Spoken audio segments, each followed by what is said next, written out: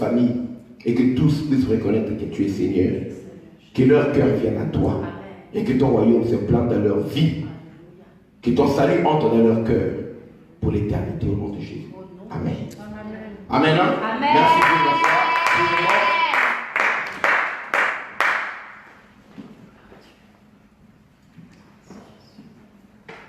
Nous allons partager un thème aujourd'hui. La fois passée, je vous ai parlé de Dieu parle encore. Je vais vous parler de la parole prophétique. Dites la parole prophétique. La parole prophétique. Pendant que nous étions en train de prier, à la veillée, beaucoup de gens ne sont pas venus à la veillée le premier vendredi du mois. Vous devez noter que chaque premier vendredi du mois, nous avons une veillée de prière ici. Amen. Quand nous fixons rendez-vous avec Dieu est là. Amen. Il suffit que deux se réunissent, déjà le Seigneur est là. Amen. Donc, toi qui ne viens pas, tu rates déjà le rendez-vous avec Dieu. Il faut que tu changes cela. Tu cours dans les rendez-vous dans tes vues pour le travail, tu cours pour être dans ton poste de travail, tu cours pour une formation ici. Tu cherches quoi? Quand Dieu te fixe rendez-vous et que c'est déterminé d'avance, tu dois annuler tout programme pour être à ce rendez-vous-là. Vraiment, si tu ne peux pas y être, ça veut dire que tu n'as pas eu d'autres moyens. Même si tu travailles le nombre de mais ça vient une fois par mois. Une fois. Nous aimons nous efforcer à faire l'impossible qu'en cas de malheur, c'est une plus grosse sottise que j'ai jamais vue. Ça veut dire que si ta tante ou bien ta soeur perd son fils, sa fille, vous avez deux de votre famille, vous avez perdu un neveu, tu as perdu ta soeur, c'est à ce moment-là que même si tu dois travailler le lendemain, tu vas quand même assister au deuil. Tu vas dire, c'est le deuil de ma soeur, elle est morte, c'est le deuil de mon neveu, si je ne viens pas, ce ne sera pas bien, mais je vais travailler demain, mais je vais quand même au deuil. Pourquoi nous nous efforçons de nous surpasser que dans le malheur? Pourquoi ne pas nous surpasser dans la présence de Dieu pour que Dieu empêche le malheur d'arriver? Parce que tu ne peux pas tout contrôler. La prière que tu peux faire, tu ne sais pas comment respirer ton neveu maintenant. Tu ne sais pas ce qui attend ta soeur sur la route, tu ne sais pas. Mais la prière du juste a une grande efficacité. Amen. Ta prière peut changer l'histoire. Au lieu de pleurer, dis Seigneur, pourquoi tu as permis cela? Si Dieu te demande, pourquoi toi tu n'es pas venu dans le rendez-vous avec moi, Amen. où je pouvais empêcher cela d'arriver? Yes. Amen. Prêche. Amen. Amen. C'est comme quelqu'un qui sort de la rue en refusant d'aller au rendez-vous avec le coiffeur. Et il sort de la rue, les cheveux vraiment en désordre, et puis la personne commence à se plaindre. Mais tu veux vraiment, non, tu as fait un rendez-vous avec le coiffeur. Tu n'es pas allé, tu ne peux plus te plaindre. Si tu as les cheveux comme ça, c'est parce que tu as fait un choix de privilégier autre chose. Peuple de la maison du roi. Moi, je sais que Dieu bénit ceux qui sont consistants dans sa présence. Amen. Je sais que Dieu bénit ceux-là qui savent l'honorer. Amen. Je le sais. Amen. Si je me tiens ici pour prêcher devant ce micro, devant vous ici, c'est parce que Dieu bénit. Amen. Dieu assiste Amen. les gens. Amen. Amen. Amen. Amen. Dieu visite les gens. Amen. Alors, que ce rendez-vous soit affirmé. La veillée du mois prochain, nous voulons être nombreux. Peut-être qu'on aura une petite retraite ce mois-ci, on va voir. Nous voulons être nombreux. Chaque premier vendredi du mois, écrivez cela. Travail ou pas travail, les transports en commun commencent à 5h30. Je ne sais pas, peut-être à 5h, je ne sais pas. Et puis il y a des noctaliens. Comment on appelle ça? Noctaliens, c'est en Belgique, je crois. L'auxilien ici. L'auxilien. En Belgique, je crois que c'est noctambus ou quoi, quelque chose comme ça. So, bref, il y a des bus de nuit, il y a des moyens de transport, il y a le Hitch, il y a le Uber, et Hitch la nuit ici, Uber, l'équivalent de Uber. Il y a tous ces moyens-là où tu peux venir et après tu rentres rapidement si tu veux te préparer avant. Il y a tous ces moyens. C'est une fois par mois. Amen. Amen. Je veux que ça devienne vraiment un rendez-vous sacré pour nous parce que nous n'avons pas le temps. Nous avons une intercession jeudi, mais la plupart d'entre vous, vous n'avez pas le temps pour venir. D'autres ont le temps de sortir du travail, et puis tout, ils arrivent ici à 21h. Donc maintenant, nous finissons à 21h. On peut aller à 21h30. Mais vous n'avez pas le temps dans la semaine. Alors nous consacrons une nuit, nous en venons pour prier. Une église qui ne prie pas n'est pas une église. C'est un club de rencontre. Ce n'est pas une église. Les gens qui ne prient pas, peu importe votre succès, peu importe votre nombre, Satan joue là-bas. C'est un terrain de football de Satan. Quand les gens se réunissent, il n'y a pas la prière, Satan vient jouer. Il est même là-bas, il vous donnera même des idées. Il vous conseillera même le modèle de micro qu'il faut acheter pour que le son soit bien. Satan sera votre ingénieur de son. Il connaît la musique. Mais quand il y a le feu, même si les gens chantent, le feu là, ça empêche Satan d'agir. Ça fait fuir. Même si la voix est rock, même si les gens, mais la puissance de Dieu qui émane de la louange des gens qui prient. Non, Satan n'a pas peur des belles voix. Sinon, chaque fois que Michael Jackson chanterait, Satan serait en train de fuir. C'est ça. Ou bien Whitney Houston. Satan a peur des gens qui louent Dieu avec feu. Dans la douleur, dans la souffrance. Paul et Silas étaient en prison. Ils étaient en train de gémir parce qu'on les avait frappés, proches de la mort, proches de l'agonie. Mais là-bas, ils ont commencé à chanter le louange à Dieu. C'était pas une chorale, ils étaient à deux. Quand ils ont commencé à chanter, Dieu est descendu de la prison. La prison a tremblé, les chaînes se sont brisées. Pas seulement eux, mais les chaînes de tous les prisonniers se sont brisées. Amen. Et celui qui les gardait, les geôliers, les gardiens de prison, cette nuit-là, avant le matin, il s'est converti, lui et sa famille, et puis on est allé les baptiser. La phrase là, crois au Seigneur Jésus-Christ, tu seras sauvé toi et ta famille, c'est à ce geôlier-là qu'on avait dit ça cette nuit-là. On les a baptisés avant que le matin arrive. Tu as vu, on baptise les gens la nuit, parce que quand on était prisonniers, c'est ce qui devait arriver. On les a baptisés. C'est parti de la louange de deux personnes qui connaissaient Dieu, qui ont une relation avec Dieu. Pas le moment des belles voix, mais le moment des gens qui sont consacrés à Dieu, qui est en train de se fuir pour Dieu. L'église farfelue, l'église des spectacles, l'église traditionnelle, l'église où on connaît comment ça commence, comment ça finit. Non, non, non, on doit venir être. Qu'est-ce que Dieu nous réserve encore aujourd'hui? In the kind of church I wanna be. Qu'est-ce que Dieu nous réserve encore aujourd'hui? Quand on connaît ça, l'autre va chanter ceci, le frère va entonner ça, on peut avancer, on peut avoir des offrandes ceci, on connaît. C'est tout. Non. Dis, Dieu est un Dieu de surprise. Dieu est un Dieu de surprise. Si Dieu ne te surprend plus, si Dieu ne te surprend plus, c'est qu'il n'est plus là avec toi. c'est qu'il n'est plus là avec toi. Parce que Dieu aime nous étonner en fait que la gloire le revienne. Amen. Dieu nous étonner pour que nous étonnions. Seigneur, à toi soit la gloire. Dieu aime nous étonner. Dieu aime nous étonner. Amen. Il fait des choses qui étonnent. S'il ne fait plus des choses qui étonnent, il n'est plus là. Ou bien il n'est plus d'accord avec toi. Quand tu vois que tu fais des choses de Dieu, très bien, et ça marche bien, calmement, et plus rien ne t'étonne, tout marche très bien, sache que depuis un moment, tu marches seul. Mais comme le moteur est déjà lancé, et bien c'est parti.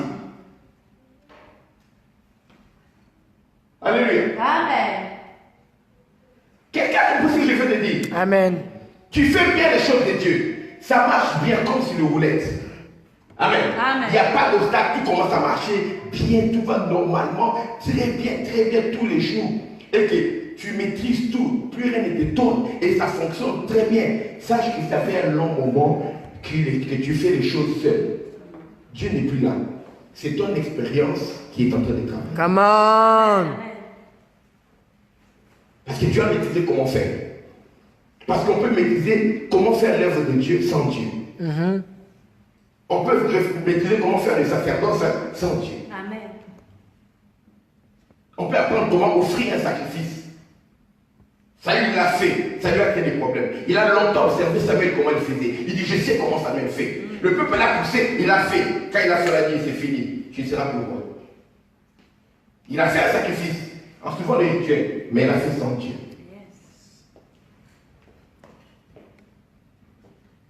C'est pourquoi, pour te rappeler qu'il est là, Dieu, à chaque étape, il doit toujours t'étonner. C'est pourquoi je n'aime pas qu'on s'habitue à lui. Un jour, là, il dit, on dit, allez, partez un peu, rentrez, je vais renvoyer la foule. Il renvoie la foule, rentrez chez vous quand même, vous êtes resté là-bas, longtemps, il s'est rentré quand même chez vous, partez chez vous. Oh, quand on est avec Dieu, Dieu ne renvoie pas, des fois, le Seigneur renvoie les gens. Partez un peu chez vous. Vous n'avez pas de maison, rentrez un peu chez vous, rentrez, les nuits. Vous partez, il le livre. Donc, comment tu vas venir sur le ciel, dernier part, il le livre, ne vous inquiétez pas. Il a dit, rentrez chez vous. Non, Seigneur, t'as quel Christ là, tu es en train de chasser les gens. Oui, mais pour le moment, rentrez quand même chez vous. Et la nuit, Jésus vient, il commence à marcher sur vous. Oh, tu as vu Jésus, mais il y a Jésus qui va Jésus. Alléluia. Alléluia. Si tu as bien Jésus, c'est bien maîtrisé. Mon Jésus, il est comme ça. Mon Jésus, il est comme ça. Non, il y a une dimension de Jésus Jésus que je ne connais pas. Amen. Amen. Jésus-Christ le roi. Oh, écoute. Je ne t'ai pas de la parole prophétique. Et dans la parole prophétique, dans la dernière prophétie que tu as donnée dans la Bible, la révélation, on a dit révélation de Jésus-Christ. Que Dieu lui a donné. C'est-à-dire que même Jésus-Christ lui-même, pour savoir qui il doit être, il y a des parties de lui-même qu'il ne connaissait pas. Dieu est venu lui révéler ce qu'il doit être. Et il a dit, dis maintenant à tes disciples ce que tu dois être, en tant que Christ. Parce que le Christ, ça concerne sa mission ici sur la terre. Révélation de Jésus-Christ que Dieu lui a donné et qu'il a fait connaître à son serviteur Jean par la voix de son ange. Maintenant, il adresse aux églises, écrit une lettre. Dis Seigneur Jésus, étonne-moi. Seigneur Jésus, étonne-moi. Dis Seigneur Jésus, étonne-moi. Seigneur Jésus, étonne-moi. Dis je refuse Je la routine. la routine. Étonne-moi Seigneur. Étonne-moi. Étonne-moi. Étonne-moi. Fais des œuvres Fais des œuvres qui m'étonnent. qui m'étonnent. Alors à la veillée, pendant que nous étions en train de prier, Dieu m'a donné une parole que je veux partager avec vous. C'est une prophétie que nous allons garder, mais aujourd'hui c'est un message. Mais nous, c'est dans une dimension prophétique que Dieu nous a donné cela. Nous allons répéter cette prophétie pendant toute l'année 2019, jusqu'à la fin de cette année. Pour les 10 mois qui restent, 9 mois et voilà, 9 mois et 27 jours maintenant, ok? On est le 3. Oui, 9 mois et 27 jours. Près de 10 mois qui restent, nous allons répéter cette prophétie. Nous sommes dans Ézéchiel chapitre 37.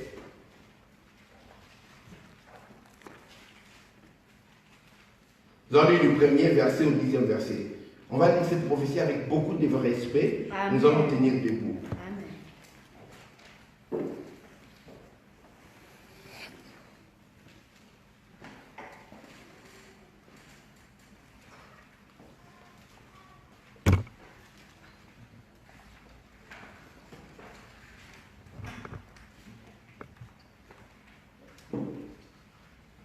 Ézéchiel 37, verset 1 à 10. Vous êtes là?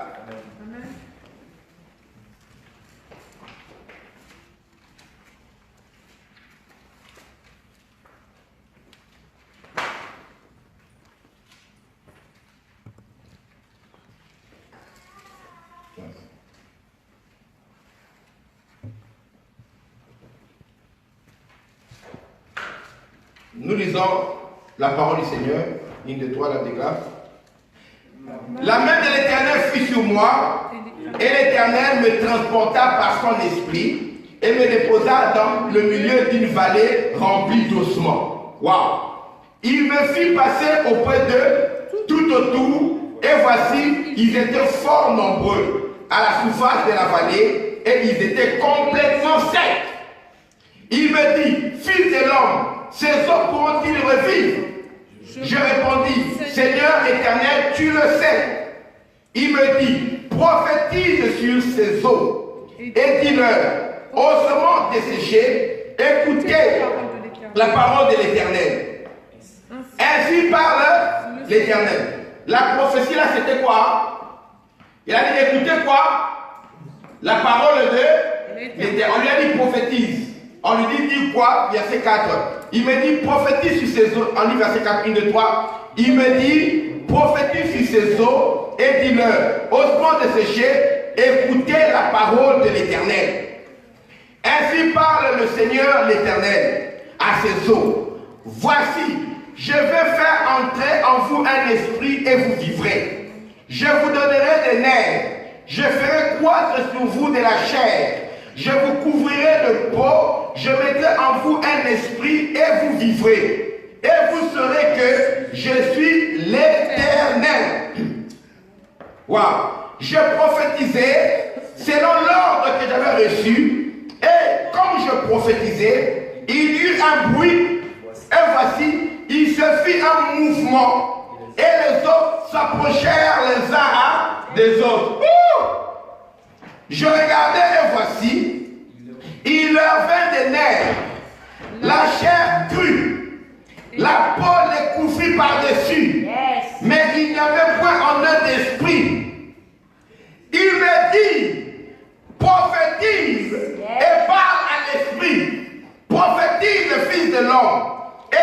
à l'Esprit.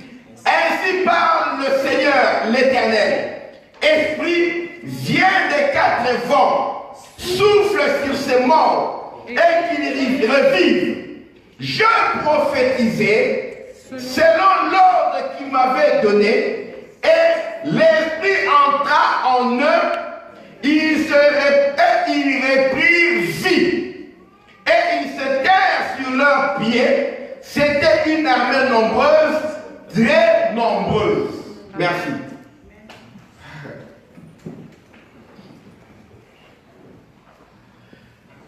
La prophétie, la parole prophétique. Amen. Ce qui est prophétique, c'est-à-dire ce qui émane de la prophétie.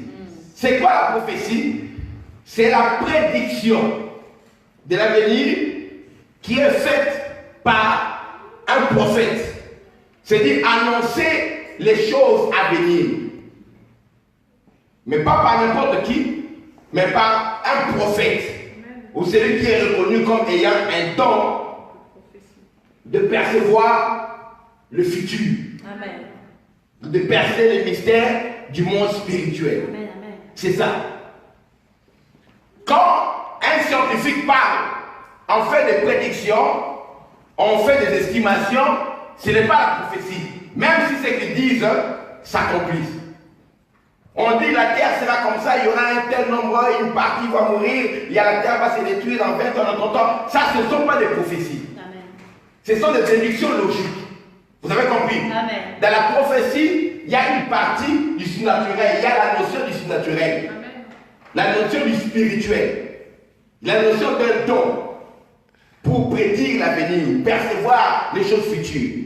La prophétie concerne toujours les choses surnaturelles, les choses spirituelles, mais qui ont une incidence sur la vie réelle, Amen. la vie des hommes, la vie physique. La prophétie, ce n'est pas les calculs, ce n'est pas le raisonnement humain. Et la prophétie par excellence, qui annonce l'avenir, qui proclame ce qui doit venir, c'est la parole de Dieu.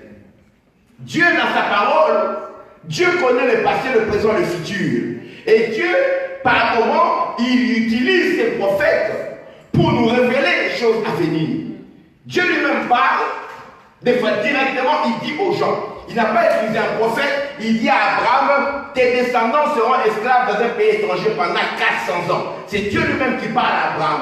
Des fois, il inspire les gens, c'est-à-dire qu'il souffle les mots à des gens pour aller parler à son peuple. C'est ceux-là qu'on appelle les prophètes. Amen. Ces messages peuvent venir par une manière audible, Dieu leur parle, ou bien par des signes que Dieu leur donne une interprétation. Amen.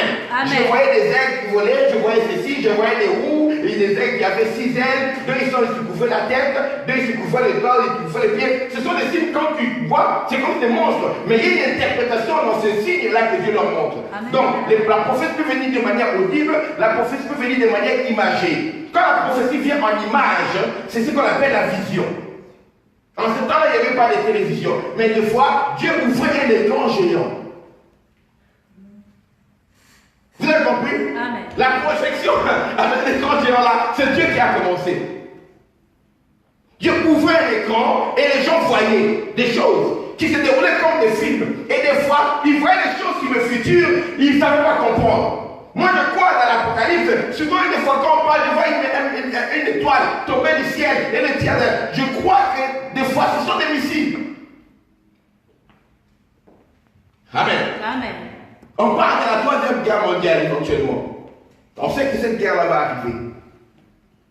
Cette guerre va contribuer à détruire Israël. Israël que le Seigneur Jésus-Christ viendra sauver lorsqu'il reviendra après le millénium. Il y aura un conflit terrible sur la terre. Le monde que vous voyez là, ils vont s'élever contre les Juifs. Parce que le monde déteste Dieu. Et les Juifs, c'est le peuple élu de Dieu. Amen. C'est écrit. Alléluia. Amen. Mais le Seigneur viendra pour les défendre. Il y a Mashiach, le Messie, que nous avons déjà cru il y a 2000 ans. Et nos dieux n'ont pas encore cru. Ils vont croire le jour là quand il reviendra pour les sauver. Politiquement et physiquement et spirituellement, il reviendra. Quand il est tristé spirituellement, eux, ils ont tristé politique. Non. La partie politique du salut de l'humanité, Dieu l'a confiée aux enfants de l'Église. C'est ce qu'ils n'ont pas compris. C'est un mystère que l'Église n'a pas compris. Quand elle a dit que vous êtes le sel de la terre. Amen. Amen. Alléluia. Amen. Sans vous, le ciel n'a pas de saveur. La terre n'a pas de saveur. Il a dit, vous êtes la lumière du monde. On n'allume pas une lampe pour le mettre sur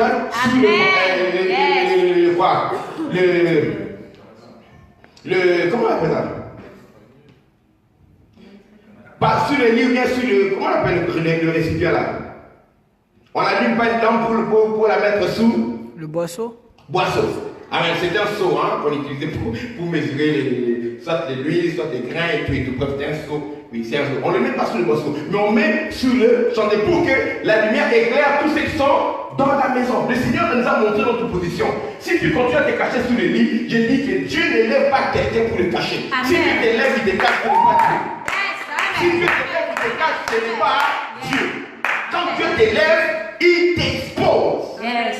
Pour que les gens qui sont là voient la lumière. Parce que la bénédiction d'un seul individu n'intéresse pas Dieu. Dieu veut bénir des multitudes. Il a dit, je ferai de vous une source de bénédiction. Abraham, la famille de la terre sera bénie en toi et en ta postérité. Nous sommes bénis pour être une source de bénédiction. C'est toi qui as dit même bénissez, ne maudissez pas. Parce que nous avons le dépôt de la bénédiction de Dieu. Nous sommes les dispensateurs des diverses grâces de Dieu. Amen, amen, amen. Quand tu deviens productif, même Dieu se fâche. Tu ne sais pas que tu produis de mauvais fruits, mais tu ne produis pas de fruits. Tu es un bon arbre et tu produis plus de fruits. Dieu dit quoi? Il vient couper l'arbre qui ne produit pas du fruit. Il y a des gens qui vont aller en enfer parce qu'ils n'ont pas produit de fruits. C'est ce que dit la Bible. La branche là qui ne produit pas de fruits là, la branche qui produit des fruits, on les monte pour qu'elle produise plus de fruits. C'est là qui ne produit pas, on va couper, on finit par ramasser, y mettre le feu. Là où il y a des pleurs et des cressements des noms. Et la terre qui ne produit rien, qui produit des ronces et des pipes, on va finir par y mettre le feu. Elle participe à la malédiction. Comprenez bien, tu viens à l'église, tu ne gagnes pas les âmes. Tu n'évangélises pas, tu ne contribues pas. La peinture de l'église, tu ne fais pas. Tu n'es ni à la chorale, tu n'es ni au protocole, tu n'es ni à l'intercession, ni à ceux qui donnent les partenaires pour le loyer. Tu es improductif. Bien aimé, l'accès au royaume peut être refusé. Parce que on est sauvé par la foi, mais la foi se démontre dans les œuvres. Et la foi sans les œuvres est morte. Et aucun cadavre ne va entrer dans le royaume de Dieu. La foi sans les œuvres, elle est morte. Avec la foi morte, tu vas aller avec ça où? La résurrection, c'est maintenant. C'est pas au ciel qu'on va te ressusciter. Yes, amen. Paul a dit, Jacques a dit, montre-moi ta foi. Ça les œuvres, moi je te montrerai ma foi par les œuvres. Ça montre que si tu as cru réellement Jésus-Christ, tu ne fais rien pour le corps de Christ, c'est-à-dire que tu n'as pas cru. C'est ça. Amen, amen. C'est une acceptation mentale, ou bien culturelle, ou bien par un plaisir. Il y a des gens qui vont à l'apéro, mais toi tu vas venir écouter les chansons à l'église. Tu es venu voir le frère et soeur. C'est un passe-temps. Faites attention, investis pour ton éternité. Regarde ton ami, dis investis pour ton éternité. Investis pour ton Dis éternité. investis. Investis. Investis. Même si ils font des chaussures là derrière là, dis investis pour ton éternité. Investis pour ton éternité. Ce que nous faisons va impacter notre éternité. Dis à ton voisin, ce que tu fais maintenant Ce que tu fais maintenant aura des conséquences aura des pour conséquences ton éternité. pour ton éternité. Amen. Amen. Dis-lui, tu as entendu? Dis-lui, Oyoki. Oyoki. Amen. Tu ne sais pas. Tu le vas, c'est Hein? Ah? Quoi? Ah non, toutes les gens que tu as vu, tu as regardé. C'est quoi? Du voix? Dis du voix. Tu vois. Alléluia. Amen.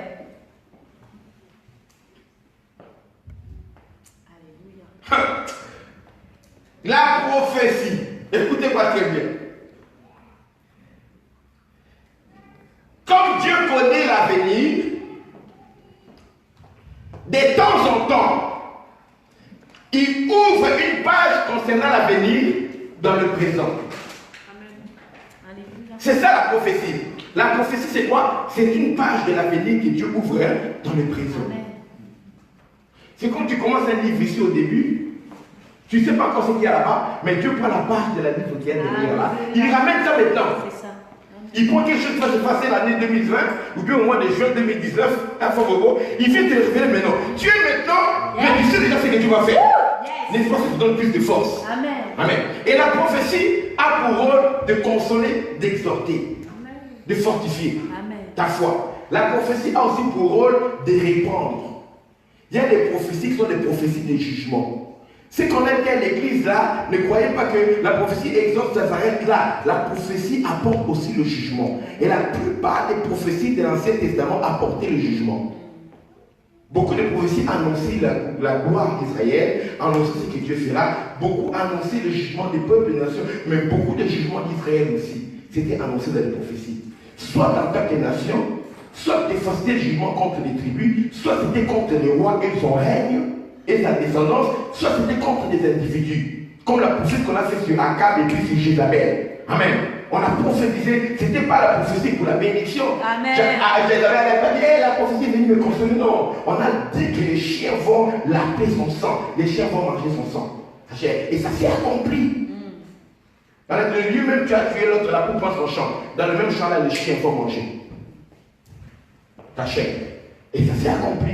Il y a des prophéties comme ça terribles dans la Bible. Amen. La prophétie annonce l'avenir. La prophétie proclame le jugement. Yes. La prophétie peut appeler à la repentance. C'est ça la prophétie de Jonas. Dieu a envoyé Jonas pour aller dire à Ninive, dans 40 jours, Dieu va détruire cette ville.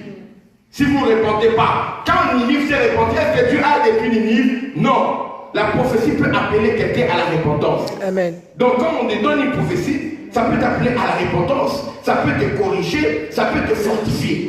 Amen. Amen. Alléluia. Amen. Ça peut te fortifier. Fais toujours gaffe. Et la prophétie apporte aussi la direction. Et c'est important. Quand la prophétie sort, ça te montre là où Dieu veut t'amener. La prophétie. Il y aura un cours en profondeur. Ça, c'est une prédication. Ce n'est pas un enseignement. La prophétie apporte aussi la direction. Tu ne sais pas où aller, mais Dieu peut te montrer de manière prophétique. Voici la direction que tu vas prendre. Voici par où tu dois aller. Alléluia. Et la prophétie a quelque chose aussi d'important. C'est quoi? La prophétie peut annoncer seulement ce que Dieu connaît sur l'avenir, sans que ça soit sa volonté.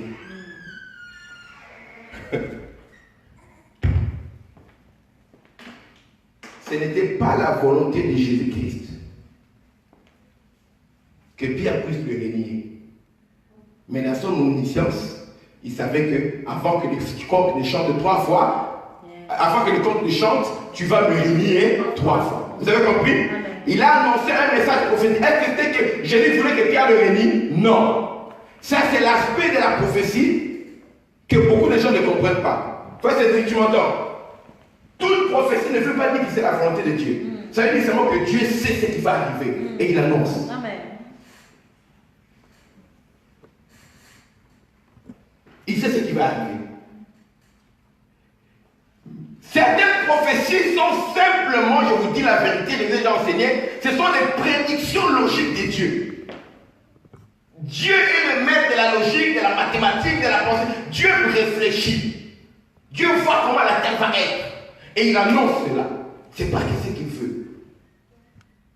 Dans les derniers jours, les gens seront méchants, seront ceci, les gens seront rebelles à leurs parents, et tout. La cherté est plus un homme se défendira, et puis les gens se trahiront. C'est pas qu'il veut que les gens se trahissent.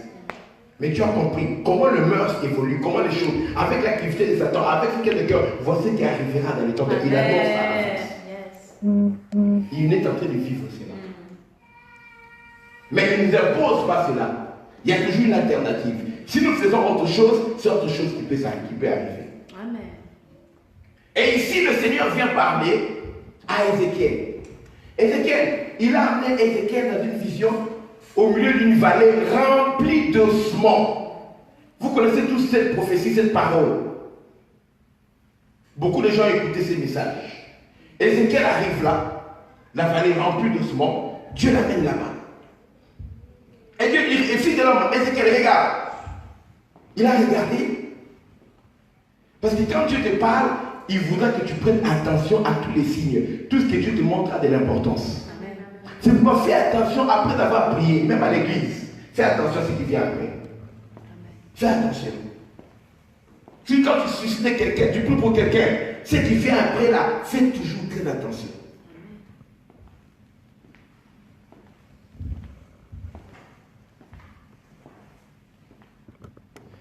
Hier, je parlais avec mon fils Seigneur au téléphone, je parlais avec lui, il était préoccupé. Et la nuit aujourd'hui, tu m'as montré une vision sur lui. Sur un besoin spirituel, c'est un travail spirituel qui avait sur lui dans cette dimension-là. Et depuis 2013, 2012, hein. 2012 qu'il est là, on est en 2019, près de 7 ans maintenant, je n'ai jamais vu ça comme ça. Il y a un besoin de prière profonde sur lui. Je me suis vu en train de prier sur lui. Et il y a des choses qui sont passées, qui ne sont jamais déroulées dans aucun service que j'ai pu faire sur lui. Et c'était aujourd'hui.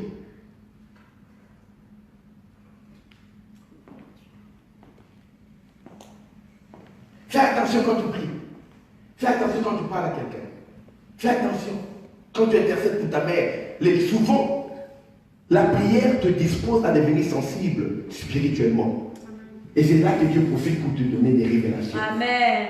Des messages et des prophéties. Nous nous réveillons, nous prions. Même ça peut être en pleine prière. Tu pries, tu vois comme une image. Fais attention. Ce n'est pas toujours le diable. Dieu peut venir te révéler quelque chose. Amen. Amen. Dieu dit à Ézéchiel, regarde. Même si tu ne comprends pas, c'est pourquoi Dieu a mis des conducteurs. Viens me voir. Il y a des fois, je viens voir papa, j'ai vu ceci, il fait ceci. Je veux que tu m'expliques. Si Dieu ne me le donne pas maintenant, je peux aller prier, il peut me le donner plus tard. Amen. Amen. Je peux t'appeler, viens. Parce que moi, quand je ne comprends pas, je ne reçois pas un message, je ne dis pas pour faire genre, oh non, non. Je dis, je vais aller prier pour ça. Parce que la prophétie peut déterminer l'avenir d'une personne. Amen. Tu peux encourager quelqu'un, Dieu veut dire qu'il voyage, la personne part comme ça, fait un accident d'avion, la personne meurt. Mais si la personne avait écouté ce que tu avais dit, il ne serait pas parti. Je fais toujours attention aux prophéties. Amen. C'est pourquoi je ne fais pas confiance à ceux qui ont fait de l'art prophétique leur commerce. Ils sont obligés de te donner une certaine satisfaction pour que tu donnes une offrande. Avant que je prophétise sur toi, donne une offrande, apporte une sémence. Nous savons que nous devons apporter la sémence quand nous sommes touchés pour un ministère. Amen. Quand on en fait quelque chose de systématique, ça devient dangereux. Amen. Parce qu'il y a un besoin de résultats. Le résultat souvent, c'est pour rendre la personne heureuse. C'est pas pour lui donner la révélation de Dieu. C'est pour lui donner le sentiment de satisfaction. On est obligé de lui dire de bonnes choses. Personne ne te donnera une offrande et puis tu dis, Dieu, moi tu vas mourir. En tout cas, il n'y a rien à faire, tu vas mourir. Donne des ordres à ta maison. Et quand Isaïe a dit ce jour-là au roi Ézéchiel, donne des ordres à ta maison, Isaïe, il est parti. L'offrande, non, mais on va dire que c'est moi qui l'ai mangé. Non, non, non, non, il est parti.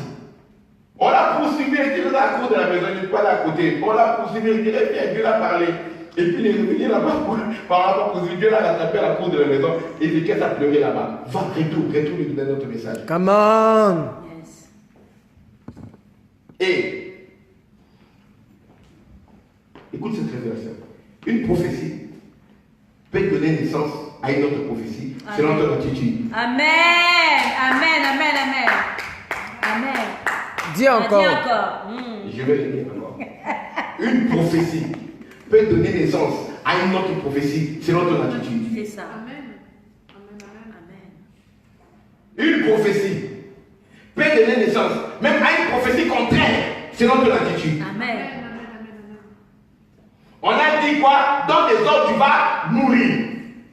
Et Ézéchiel s'est retourné, il a pleuré. Ce ne sont pas les pleurs qui ont changé la vie de Dieu.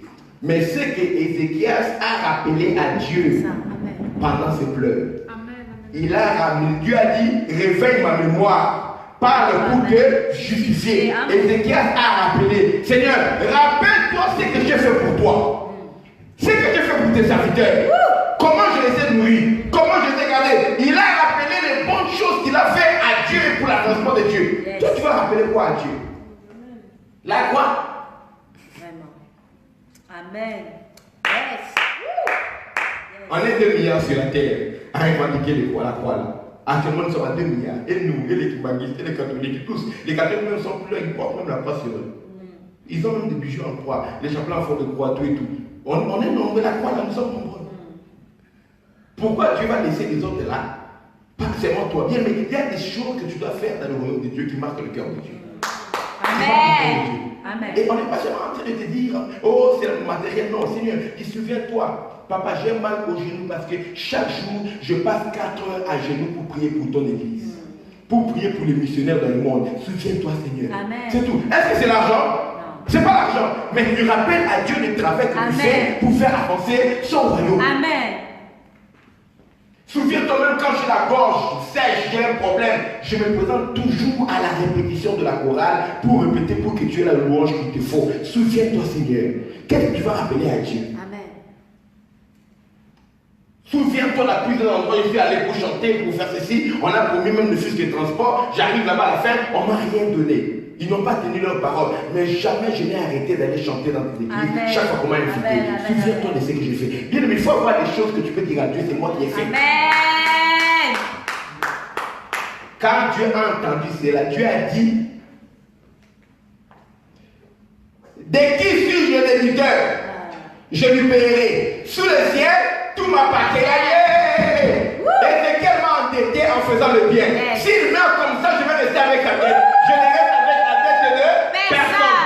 Dis à Ézéchias que je lui ajoute encore 15 années. Le temps de moi de finir de payer la dette, d'accomplir les promesses que j'ai faites pour lui. Alléluia. Il a cédé, il doit m'enseigner. Je pense que 15 années me suffit. Je lui ajoute encore 15 années. Quand il partira, je n'aurai plus de dette. Amen. Amen. On sera quitte. L'attitude change la prophétie. Alléluia.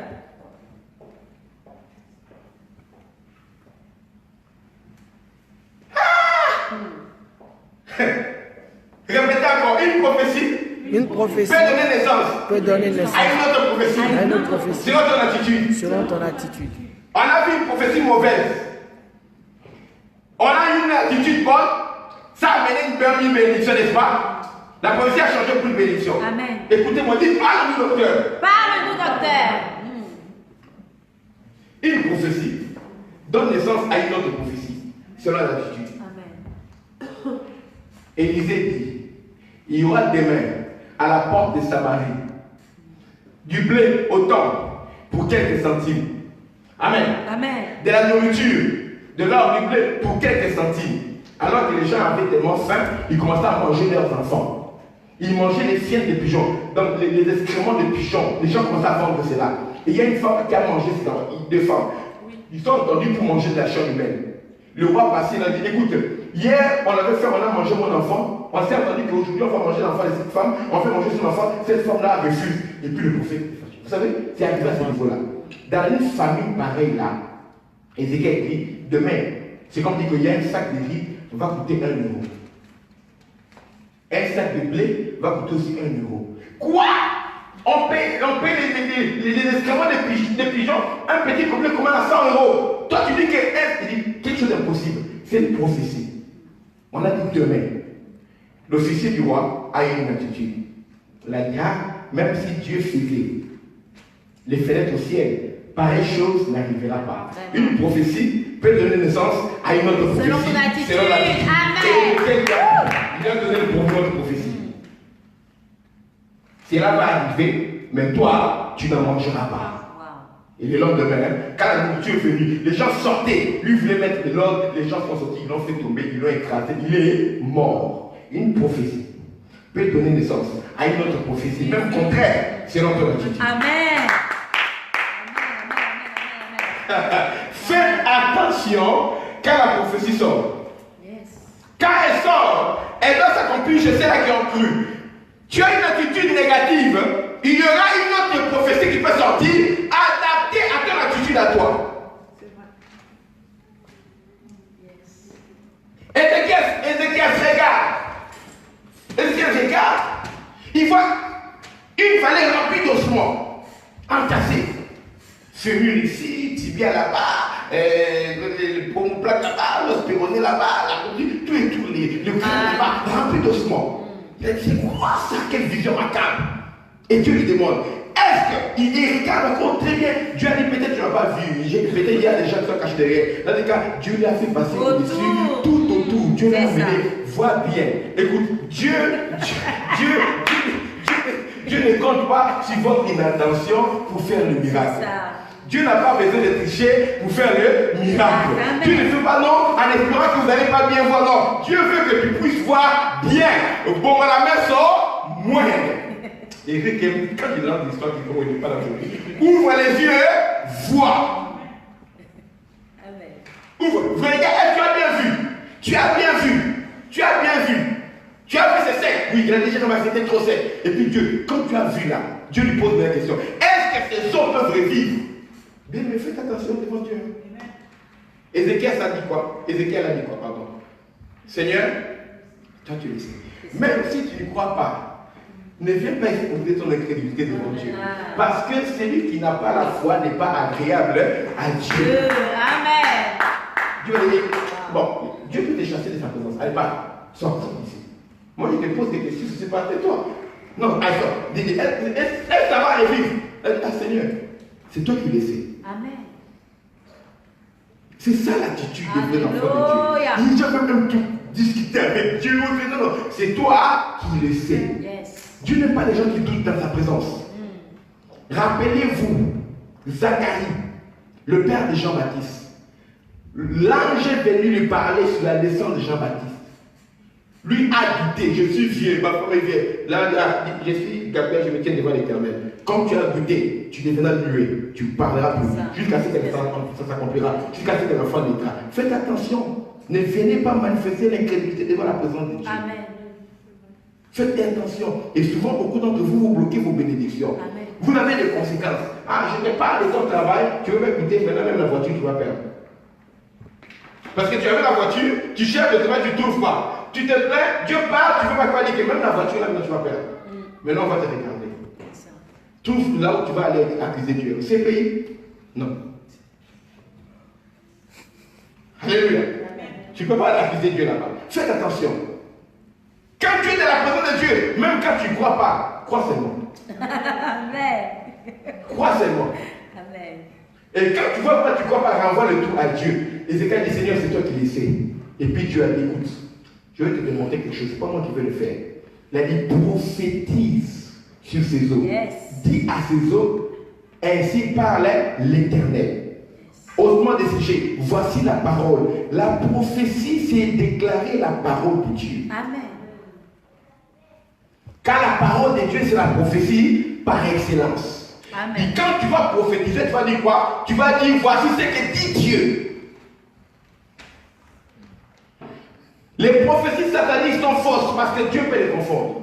Les prophéties humaines sont fausses parce que Dieu peut les confondre. C'est la prophétie de Dieu est vraie. Parce que Dieu a dit tout passera, mais ma parole ne passera pas. Ce que Dieu prédit sur l'avenir, ça va s'accomplir, ça s'accomplira certainement. Dis ce que je déclare. Quand Dieu parle sur ta vie, Mireille, même s'il y a des gens qui ne t'aiment pas, ose parler ce que Dieu dit. Amen. Même s'il y a des gens qui aiment réfléchir parmi tes amis, ta famille, n'aie jamais honte de déclarer ce que Dieu dit. Yes. Amen. Parfait. Dieu dit ce que tu vas être. Dis ça aux gens. Je le sais. Je le ferai. Je suis ce que Dieu dit que je suis. Je peux faire ce que Dieu dit que je peux faire. Je possède ce que Dieu dit que je possède. Amen. Alléluia. Proclame ce que Dieu dit. Proclame.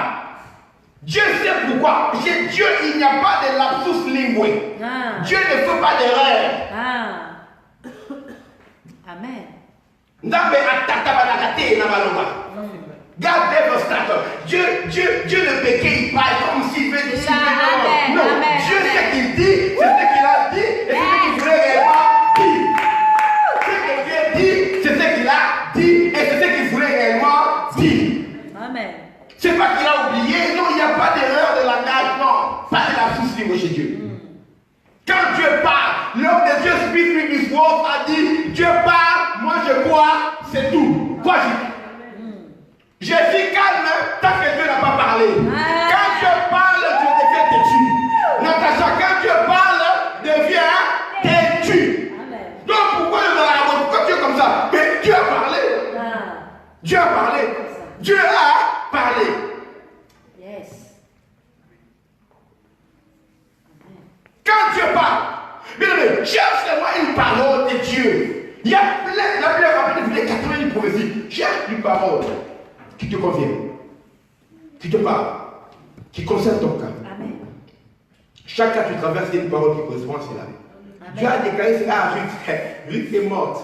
La parole de Dieu ne va pas chômer. Je ramasse cela pour moi. Dis encore. Dieu a dit à Jésus, Jésus est mort. La parole de Dieu ne va pas chômer. Je ramasse cela pour moi. Amen. Daniel n'est plus là, mais moi je prends la parole. Amen. Amen. Il avait dit à David, David n'est plus là, mais moi je prends la parole. Amen. Alléluia. Amen. Amen. Alléluia. Parce que quand tu crois, tu déclenches une puissance de la parole. Yes. Parce que l'évangile est une puissance pour le salut ou pour la délivrance de quiconque croit. Amen. C'est une puissance pas pour le monde, c'est une puissance pour celui qui croit. Yes. Je ne t'ai pas dit que si tu crois, tu verras la gloire de Dieu. Amen. La gloire de Dieu, c'est l'accomplissement de la prophétie. Amen. L'accomplissement de sa promesse. Amen. Le déclenchement de sa puissance. Amen. Je parle, tu crois, tu vois le résultat. Amen.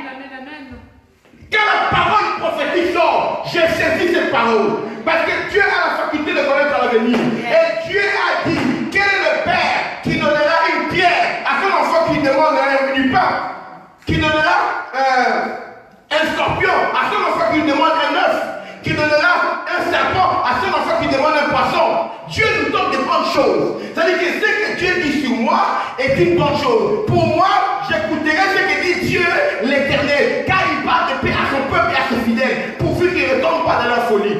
Je connais les projets que j'ai formés pour vous. Ce sont des projets de paix et de bonheur et non de malheur. En fait, que vous ayez un avenir, l'avenir de la prophétie. L'avenir que Dieu a planifié pour nous, il vient de nous l'annoncer dans la prophétie. Amen. L'avenir que Dieu a planifié pour toi, il te l'annonce pas au travers du budget de l'État, au travers de la prophétie. Amen. Je peux profiter pour donner un petit message à tous les enfants de Dieu de mon pays, le Congo. Et vous aussi, vous savez les choses des élections dans votre pays, profitez. Je vais profiter d'un petit message au peuple congolais. Peuple congolais, l'avenir que Dieu a pour vous n'est pas dans le budget que le président a proclamé pour le pays. L'avenir que Dieu a pour vous est dans la prophétie qu'il a déclarée pour le Congo. Amen. Amen. Et Dieu utilisera les gens qui veulent pour l'accomplir. Amen. C'est pourquoi nous sommes en train de prier pour notre président pour que Dieu l'utilise dans la prophétie qu'il a dit sur lui. Et que Dieu accomplisse son programme. Parce que le président peut dépendre des investisseurs, mais Dieu ne dépend de personne. Amen. Si le président compte sur Dieu, tout ce dont le président a proclamé pour le pays, Yes. ça se fera au-delà et même au meilleur. Amen. Parce que le plan de Dieu pour le Congo est au-dessus, meilleur du plan du président pour le Congo. Amen. Et lui et tous les autres qui viennent. Amen. Et tous ceux qui sont passés. Yes. Applique cela aussi dans ton pays. Vous venez d'avoir des élections, Sénégal, tout et tout, peu importe le pays où vous êtes. Le programme de Dieu pour votre pays est meilleur que le programme de n'importe quel gouvernement peut faire pour votre pays. Amen. Mais bien aimé Gilets jaunes, le programme de Dieu pour la France est meilleur que le programme du gouvernement. Vous pouvez pousser le gouvernement, bousculer. Le meilleur programme pour la France, c'est Dieu qui l'a. Amen. Recherchez la face de Dieu qui déclare. Implorer la faveur de Dieu. Dieu imposera son programme. Amen. Il imposera les gens. Yes. Yes. Amen. L'église doit devenir tellement influente que si là qui ne veulent pas, ils doivent commencer à avoir des infractus. Infractus. 34 ans, 35 ans, 39 ans, 38 ans, tu es parti. Dieu met quelqu'un d'autre qui vient travailler là. Amen. Hérode a voulu se glorifier, il a parlé, il a voulu prendre le titre, on l'a dit, ou ça c'est pas un homme qui a parlé, c'est Dieu qui a parlé. Dieu a frappé Hérode des mots devant, il est mort sur place. Amen. Oh, attendez. Avant l'enlèvement, Satan va faire ça sur la terre. Satan, pendant ces 2000 ans, il a pris possession des presque de tous les gouvernements. Nous reprenons les gouvernements avant l'enlèvement. Amen. Les francs-maçons auront chaud. Les rosicruciens auront chaud. Les Illuminati auront chaud. Nous reprenons le gouvernement. Il a dit, vous êtes la lumière du monde. C'est nous la lumière du monde. Amen. Quelle Illuminati, quelle lumière ils ont? C'est nous qui avons la lumière. On n'allume pas la lumière pour la mettre sur les livres, sur les oiseaux. On met la lumière à la présidence du pays pour que le pays voit la lumière. Pour que le continent voit la lumière. Amen. Amen. Et notre force vient de Christ. Et le Christ est ressuscité, ne meurt plus. Vous ne pouvez plus tuer le Christ.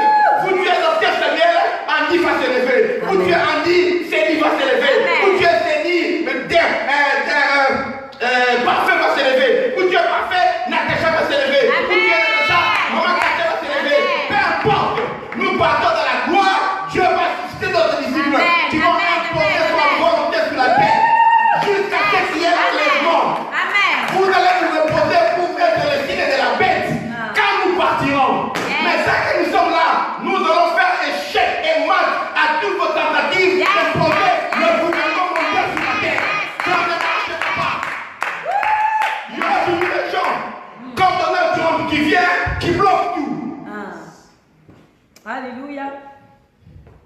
Il y aura toujours des gens comme ça. Au milieu des programmes bien établis, pendant des années, on a préparé Hillary Clinton pour faire avancer le gouvernement mondial. Un inconnu vient là, comme quelqu'un blogueur qui est dans les jeux télévisés, qui est dans les ceci, et comment quelqu'un, il vient là, je vais devenir président. Tout le monde a rigolé. Moi, je vais là, ça dit ça, j'ai rigolé. J'ai dit, et puis j'ai vu docteur me donne le souvenir. J'ai dit, ah, quand même, papa, c'est par respect pour docteur Mike Murdock que moi j'avais arrêté d'insulter Donald Trump. Parce que c'est un principe de la royauté, un principe de la faveur. Tu veux avoir la faveur auprès d'un grand, tu ne peux pas t'opposer, t'attaquer à ce qu'il lui croit. Sauf si tu crois que tu n'as plus besoin de lui. C'est une insulte. Si tu veux t'attaquer à ce que ton mentor croit, attaque-toi à ça en privé. Chez les gens. Dis aux gens qui te connaissent, moi je suis avec lui, mais je ne suis pas d'accord en fait. En privé, ne viens pas les confronter en public. Parce que quand tu les confrontes en public, tu dis qu'il n'est pas ton mentor. Dis encore. Amen. Amen, amen, amen.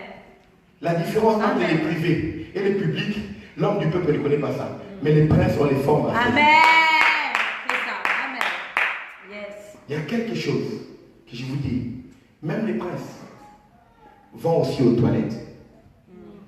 C'est ça. Mais les princes, c'est qu'est-ce qu'il peut faire en public, qu'est-ce qu'il peut faire en public. Exact. Amen. Amen. Gloire à Dieu.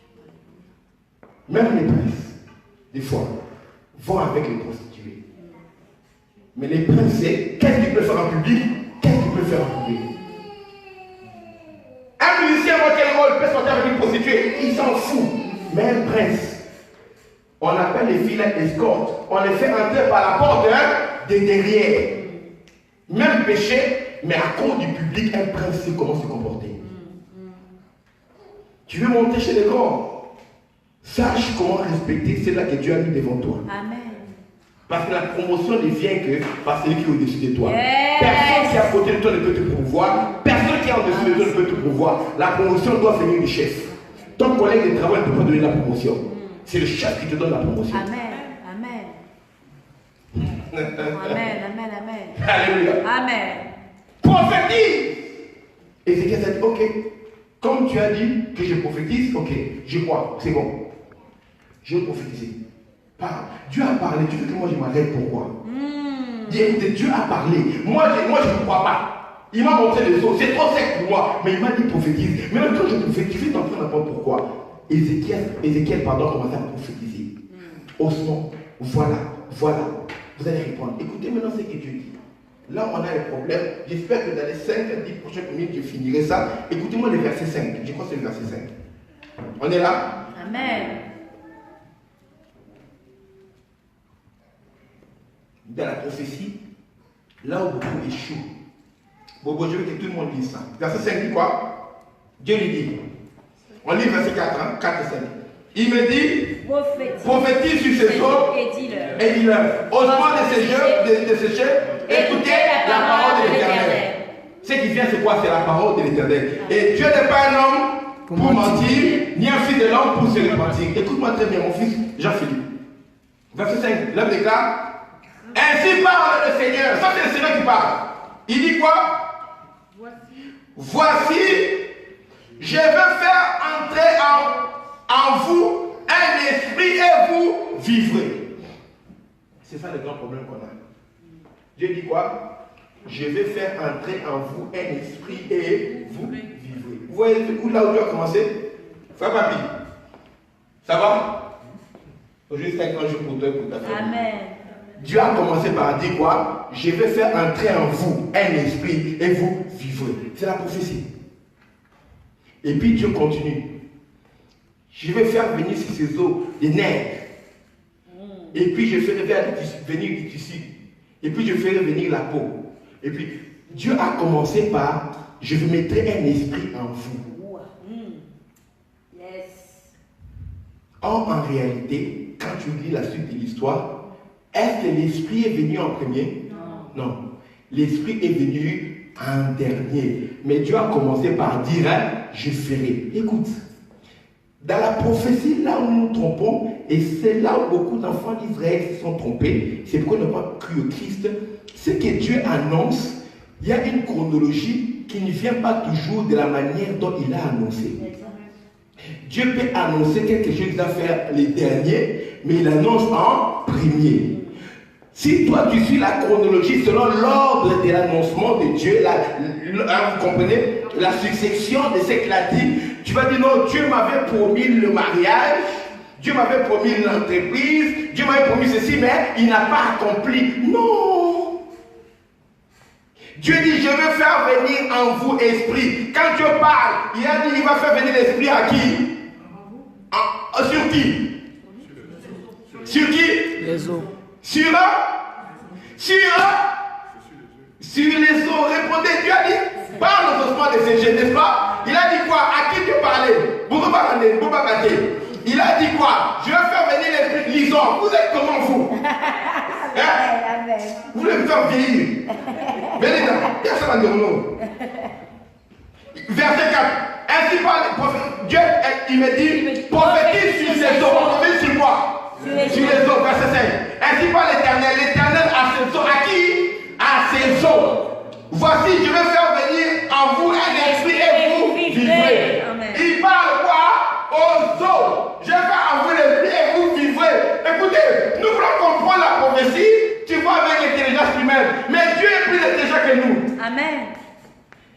Parce que si Dieu accomplit certaines choses, littéralement comme il dit, nous n'allons pas bénéficier, on va fuir.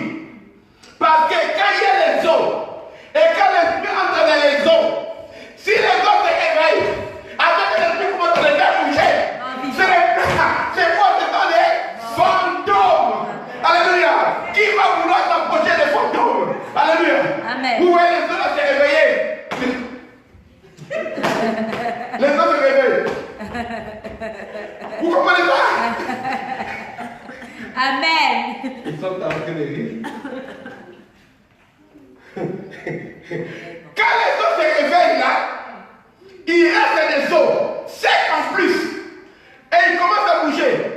Vous tous vous connaissez comment les eaux bougent. J'en ai déjà montré ça plusieurs fois. Amen. Qui allait bénéficier de ça? Personne. Ils allaient fuir.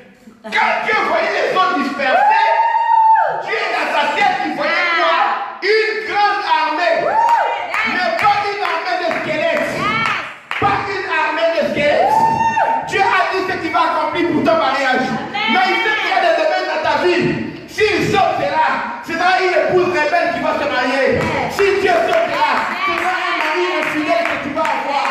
Si Dieu est là, tu seras un mari inconstant. Tu n'apprends pas à gérer l'argent. Tu vas faire ici l'enfant de prix. Il y a des cours, il y a des choses qui vont t'arriver. Dieu va t'apprendre à gérer l'argent en tant qu'homme.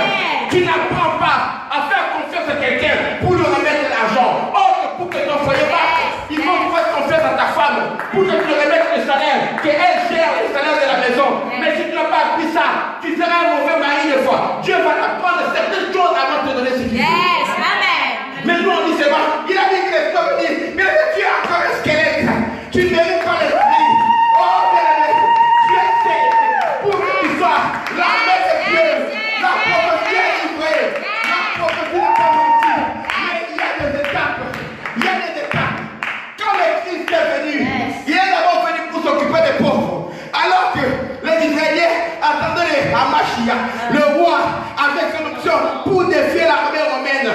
Mais il est d'abord venu, il a dit, l'Esprit du Seigneur est sur moi, parce qu'il m'a envoyé pour annoncer une bonne nouvelle aux pauvres. Il m'a envoyé pour guérir ceux qui ont le cœur brisé. Yes. Amen. Amen. Pour proclamer capter la délivrance aux aveugles et le mouvement de la vie. Publier le grâce du Seigneur. L'année de la grâce qu'il est venu publier là, dans les versets d'Ésaïe, la suite disait qu'il y a une année de jugement. Après l'année de la grâce, il y a le jugement. Jésus-Christ s'est arrêté à la virgule dans Ésaïe. Le texte qu'il lisait là, il s'est arrêté, il a remis le rouleau. Parce que ce n'était pas encore l'heure du jugement. Alléluia. Mais dans Ésaïe, c'est écrit dans le même verset. Il s'est arrêté au milieu du verset. Parce qu'il sait que je suis venu d'abord pour l'année de la grâce. Yes. Le jugement va venir après. Les Israéliens voulaient que Dieu vienne et qu'il juge les Romains. ces païens qui profanaient le lieu sacré, qui profanaient le pays de Dieu, qui viennent combattre pour Dieu, viennent combattre pour eux, comme il avait combattu pour eux en Égypte. Or, ce n'était pas le temps. Maintenant, comme ils n'ont pas vu cela, ils ont rejeté le Christ. Et nous avons cru. Le Christ s'est tourné vers les nations, vers les païens. Nous avons cru au Christ. Or, le peuple élu de Dieu n'a pas cru sur le Christ. Ils n'ont pas compris qu'en réalité, il y avait deux venues du Christ. Il y a la venue en tant qu'agneau et le retour en tant que lion. Eux croyaient que le lion de Juda viendra en tant que lion quand il était venu là pour les délivrer de l'armée romaine. Non, il était venu comme un agneau. Quand il était comme un agneau, comme un à la boucherie. Hein? Nous l'avons regardé, nous l'avons dédaigné, nous avons fait de lui aucun cas. C'est pourtant c'est notre péché qui s'est chargé. Amen. Hein? C'est de nos fautes. Et nous l'avons considéré comme puni, frappé de Dieu humilié. C'est parce que nous avons été guéris. Quand Isaïe disait cela, il ne comprenait pas. C'est dans deux venues différentes. On ne frappe pas un lion. On n'amène pas un lion pour le tondre. Yes, yes. Il ne pouvait pas venir en tant que bébé et en tant que lion au même moment. Or, dans ces versets-là, il y a des caractéristiques de brebis. Et après, il vient comme un lion. On ne comprenait pas que. Non, il doit d'abord venir comme une brebis. Même si les prophéties ensemble, il faut savoir séparer la prophétie. Il faut savoir séparer la prophétie. Il faut savoir séparer la prophétie. Il faut savoir séparer la prophétie. Il faut savoir séparer la prophétie. Il faut le discernement dans la prophétie. Il faut le discernement dans la prophétie. Discernement de ma calme. Il faut le discernement dans la prophétie. Amen. Si tu ne comprends pas ça, tu vas te fâcher. Écoute. Il y a des étapes que Dieu te fait passer. Ne t'en fais pas. Ça fait partie de la prophétie. Alléluia. Il sait que dans tes os là, il faut qu'il y ait des nerfs. Au-dessus des nerfs, il faut qu'il y ait de la peau. Au-dessus de la peau, et par au-dessus des nerfs, il faut qu'il y ait des muscles, de la chair. Au-dessus de la chair, si tu viens là sans chair, sans peau, rien que la chair, les gens vont t'offrir toujours. Amen. Amen. Tu deviens comme un walking dead là. Non, non. Amen. Et puis il faut qu'il y ait la peau. Ah. Et après, ce n'est qu'après que l'esprit va venir. Et avant, il y a certains éléments qui sont en désordre dans ta vie. Remarquez les os là. Lisons ce verset. Pendant qu'il prophétisait, le verset quoi? Verset 7. Je prophétisais selon l'ordre que j'avais reçu. Et quand je prophétisais, il y eut un bout. Et voici, il fit un mouvement. Et les autres s'approchèrent les uns des autres. Ta vie est en désordre. Amen. Le tibia est là-bas, le péroné là-bas, l'omoplate là-bas, le crâne est là-bas. Les os se sont rapprochés. Et les os sont, chaque os est venu se poser là où il doit se poser. La rotule là n'est pas venue au cou ici. Il y a la colonne vertébrale qui s'est constituée. Parce que les os, c'était des ossements desséchés. Ils sont rapprochés parce que quand Dieu donne l'ordre, le Dieu qui a créé l'univers infini, où chaque planète tourne autour d'elle-même et puis tourne autour du soleil en suivant son orbite, aucune planète n'entre en collision avec une autre planète, où Dieu a créé dans l'infiniment petit, où autour du noyau, les atomes sont en train de graviter autour du noyau, aucun atome n'entre en collision avec un atome parce qu'il reste stable, sauf s'il y a une force constante qui vient changer cet état de choses. Dans cet ordre-là, s'il n'y avait pas l'ordre, on n'aurait pas le matériel, on n'aurait pas le bois. Ces atomes-là qui constituent encore, les atomes forment les molécules, et la molécule-là forme ce que nous voyons ici, c'est le solide.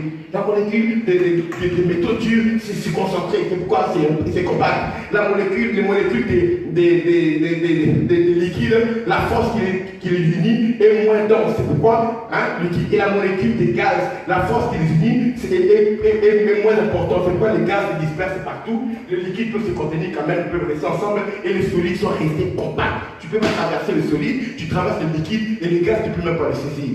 Parce que la force qui les unit est différente. Dieu a mis toutes choses avec la force qu'il faut, avec le calcul qu'il faut. Dans ta vie là, il y a des choses qui manquent encore. C'est à toi, mais c'est à la mauvaise place. Amen. Ta bouche là, ça va pas, c'est pas bon dans ton entreprise. Ta bouche doit rentrer derrière, tes oreilles doivent passer un peu plus devant. Tu dois être prompt à écouter et lent à parler. Sinon ta bouche va faire fuir tous les collaborateurs que Dieu va t'envoyer pour le projet que tu veux faire. Amen. Tu veux faire une crèche, tous les collaboratrices vont te fuir. Tous les investisseurs vont te fuir à cause de ta bouche. Dieu va t'apprendre à écouter. Même quand tu as raison, mais tu écoutes d'abord. Parce que tu peux avoir raison, croire avoir raison. Tant que tu n'as pas écouté l'autre, tu ne peux pas être sûr que tu as réellement raison. Amen. ou tu ne peux pas comprendre la raison pour laquelle la personne a agi de telle ou telle manière, tu perdras tout le monde. Et je suis en train de voir des gens, des fois je vois quelqu'un qui est célibataire, mais je vois des gens divorcés. Je vois quelqu'un qui est célibataire, je vois déjà celui-là, il va pas fonder un foyer. Ce n'est pas une prophétie, mais la personne n'a pas les aptitudes. Des fois, tu vois un boxeur qui est là comme ça, il ne s'est même pas préparé, tu le vois déjà KO avant même que le match ne puisse commencer. Amen. Alléluia. Amen. Connaissez. Et Dieu, des fois, il me regarde, il dit, ça alors, les choses ne sont pas à leur place. Il prophétisait, les eaux commencent à venir. Ils sont rassemblés. Avant même que les nerfs viennent, il fallait qu'il y ait de l'ordre. Amen. Pas l'ordre selon les hommes, mais l'ordre selon Dieu. Amen. C'est ce qu'il veut faire. La prophétie, quand elle la prophétie vient rétablir l'ordre de Dieu, pas l'ordre des hommes. L'ordre de Dieu. Et quand les choses sont réunies là, chaque chose à sa place, c'est alors que les nerfs ont commencé. Maintenant, la plupart d'entre nous, comme Dieu avait dit que l'esprit vient, tant qu'il n'y a pas l'esprit, on est en train de se plaindre. Dis encore. Alléluia. Dis-moi. Dites-moi un peu. Quand on te donne le bac, dans le collège, quelles sont les classes là-bas? C'est pas 6e, 5e. 6e, 5e, 4e, 3e. 4e, 3e. Quand tu as fini ta 4e, tu as réclamé le bac. C'est ça le problème avec beaucoup de chrétiens. Tu n'as pas encore fini le parcours. Tu es en train de réclamer le diplôme. Amen. Amen. Tu n'as pas encore fini le parcours. Dieu ne t'a pas menti, mais tu n'as pas encore fini le parcours.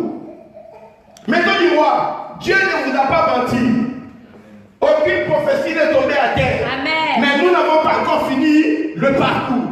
Amen. Ce que Dieu a dit sur nous va s'accomplir. Amen. Une grande église puissante ici en Europe. Au cœur des systèmes de choses.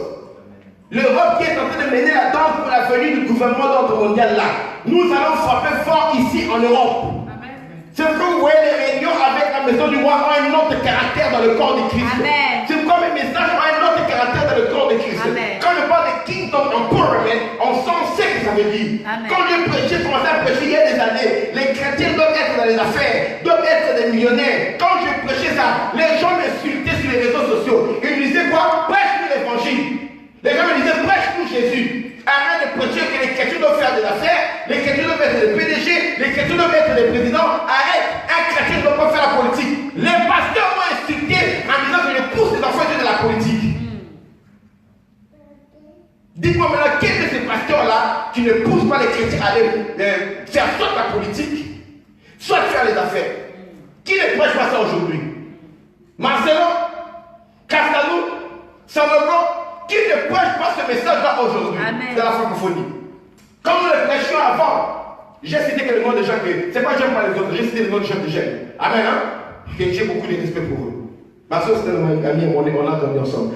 Qui ne prêche pas? Quand je prêchais avant, beaucoup m'ont dit, arrête de lister le peuple de Dieu. Préparons-nous à l'enlèvement.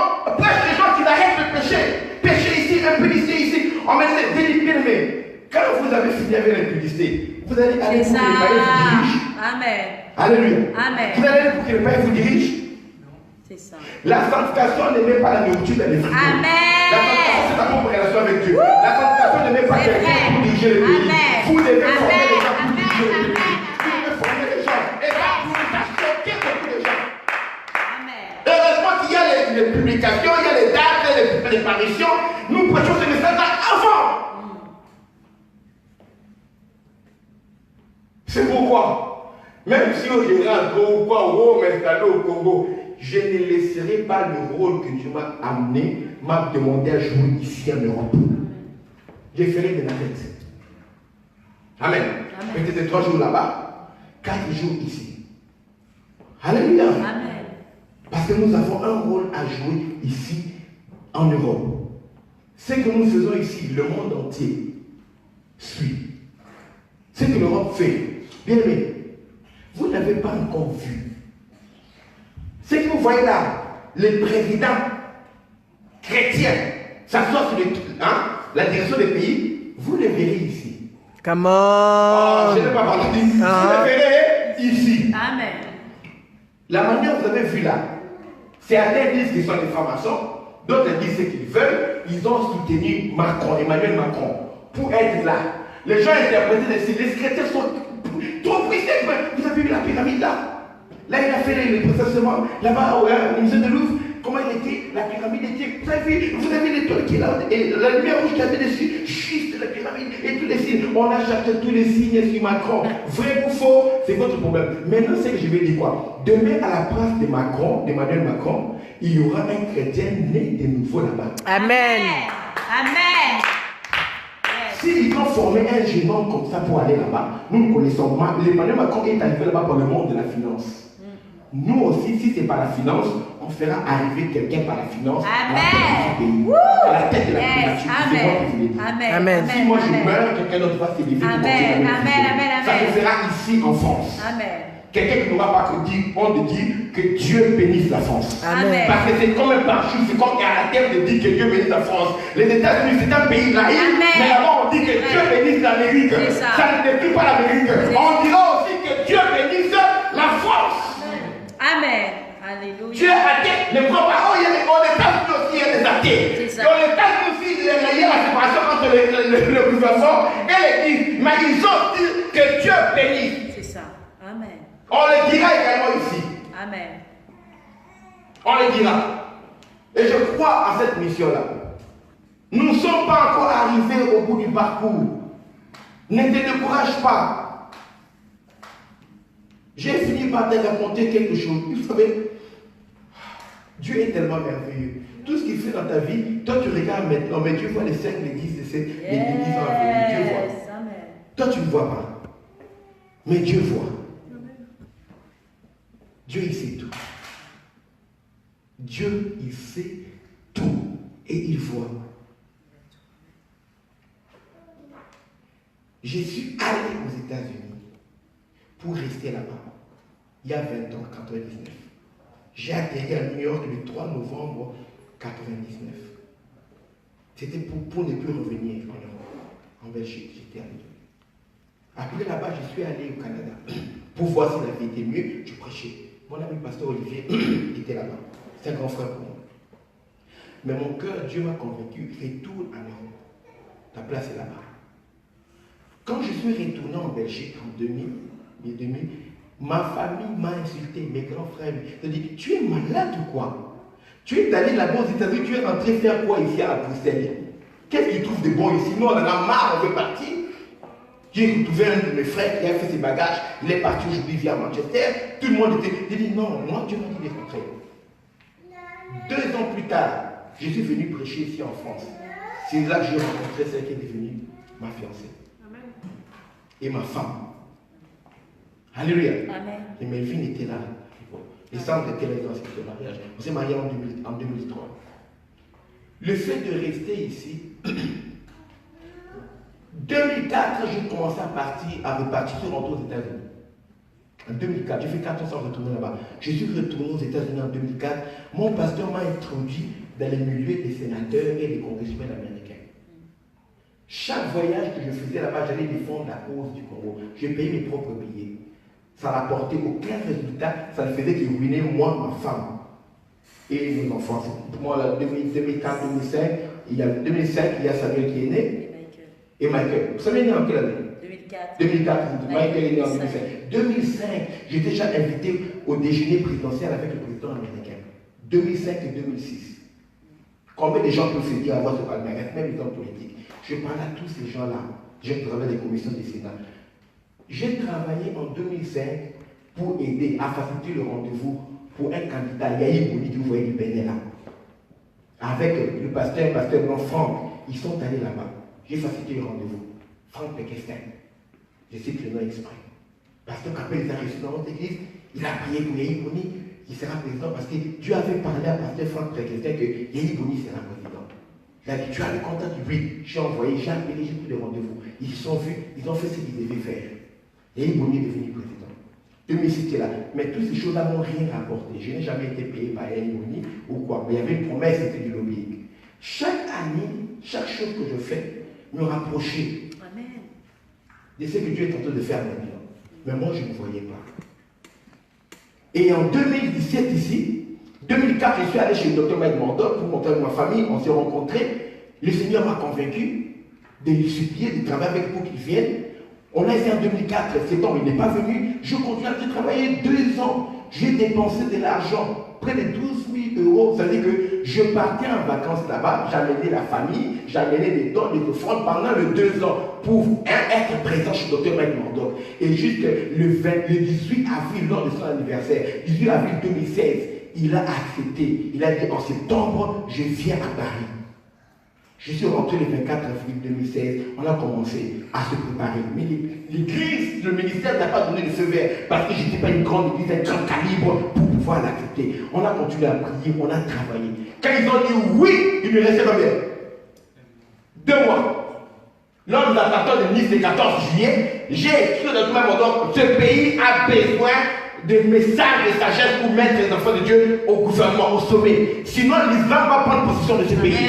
Après l'attentat de j'ai écrit, il a dit je viens. Il a donné l'ordre. Le matin, le bureau m'a envoyé le lettre qu'il va venir. 2 semaines pour faire les affiches. Il nous restait pratiquement 6 semaines pour commencer à réunir le pasteur. Un travail comme ça, on ne peut pas dans une année. Mais moi, j'ai eu 6 semaines. On a travaillé comme des malades, comme des fous. Pour réussir. Quand la conférence s'est faite, Mike Murdock a été tellement béni par ce qui s'est passé, l'engouement des hommes de Dieu. Et or que pour voir tous les hommes de Dieu là, quels sont les séminaires que je ne suis pas allé assister? J'ai été aux ordres, comme un fidèle, comme un intercesseur, comme un petit, pas comme un petit chien, mais j'ai été aux ordres comme ça de l'évêque Moussémo, le président de la pastorale congolaise. Je suis consacré pasteur avant l'évêque Moussémo. J'ai été consacré pasteur en 2007, mais j'obéissais à ses ordres dans la pastorale. Comme son garçon des courses, pour organiser les conférences de la pastorale en 2014. Là, tout ce que je faisais, les conférences des amis, mon bien-aimé, les référents Odo Elwanga, fait une conférence, je suis là. Amen. Et mec, il donc fait une conférence, je vais soutenir ses veillées. J'étais, Pascal fait quelque chose, l'église a dépassé, pasteur a commencé, c'est moi qui ai été le modérateur. J'ai été chez tous les pasteurs, Madou veut faire des actions, c'est moi qui étais là pour appeler les pasteurs venir à la réunion de Bénin, c'est moi qui ai mobilisé. J'ai servi tous les hommes de Dieu. Vous comprenez? C'est pourquoi quand ma conférence est venue, ces hommes de Dieu-là m'ont montré également de l'amour, de la même manière que je leur ai montré. Cette réunion-là, en 2016, a été la réunion qui a réuni le plus grand nombre des pasteurs. D'autres sont venus qui m'ont marqué, j'ai même des larmes quand on passe, les pasteurs comme l'apôtre William King d'Italie. Il a venu, il a raté l'avion, mais il a pris le train pour venir. Jusqu'aujourd'hui, l'apôtre William King, on ne s'est jamais vu. Mais le fait de parler avec lui avec gentillesse, respect, je lui ai toujours dit que j'ai entendu parler de toi, je t'admire beaucoup. J'admire tes enseignements, ce sont les mots qui l'ont touché. Vous ne savez pas, les mots que vous faites aujourd'hui, ça fait entrer de la prophétie de Dieu dans votre vie. Amen. Ça accomplit. Vous croyez que les choses vont s'accomplir? Non, il y aura un bruit, il y aura un mouvement, il y a des choses qui vont se rapprocher. Mais vous ne voulez pas rapprocher les choses, vous voulez seulement que la mettez. Mais non, il y a un processus même dans la prophétie. Écrivez ça. Il y a un processus à suivre dans la prophétie. Amen. Et quand je faisais ce travail-là, je n'avais même pas idée que j'inviterais Mike Murdock. Ça veut dire, ce sont les pasteurs de l'homme, les blancs, de l'Allemagne et de l'homme qui lui ont dit. Docteur Mike Murdock, peut-être à Londres, oui, mais dans l'Europe continentale, c'est rare de voir ce grand nombre de pasteurs réunis. Parce qu'il y a un pasteur ici, première c'est le pasteur. De l'autre quand là-bas, il y avait fidèle. Tu vois tous ces pasteurs-là réunis. Le 1/3 de la réunion là.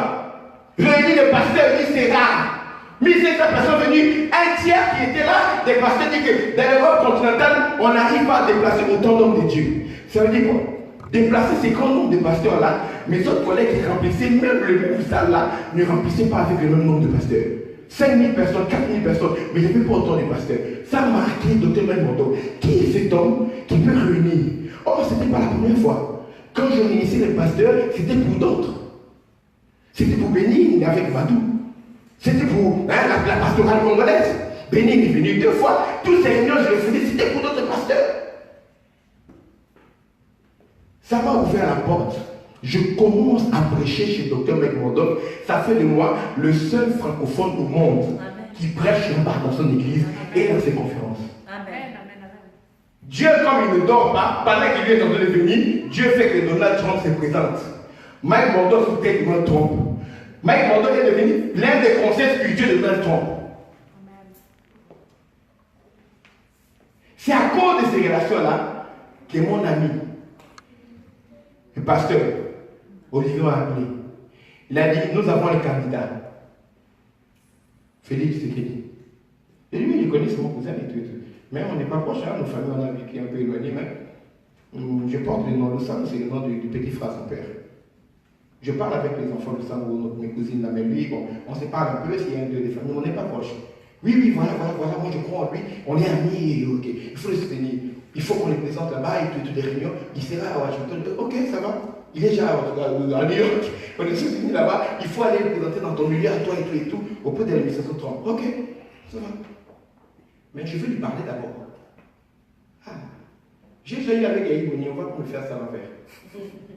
Amen. Toi, c'est le premier candidat, mais moi, ce n'est pas le premier candidat. J'ai déjà eu avec Yahi Boni. J'ai salué Yahi Boni, il paraît qu'il vient de venir à la politique. Cette fois-ci, tu ne m'auras plus. Bref. Et on a parlé, oui, d'accord. Il m'a parlé.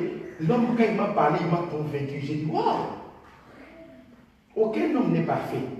Ce qu'il prenait, c'est ce que moi aussi je voulais pour le Congo. Amen. Parce que deux personnes ne peuvent pas marcher ensemble si je ne mets pas d'accord.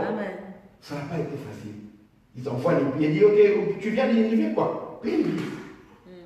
Ils ont payé le billet, c'est venu depuis le parti. Le même jour le billet.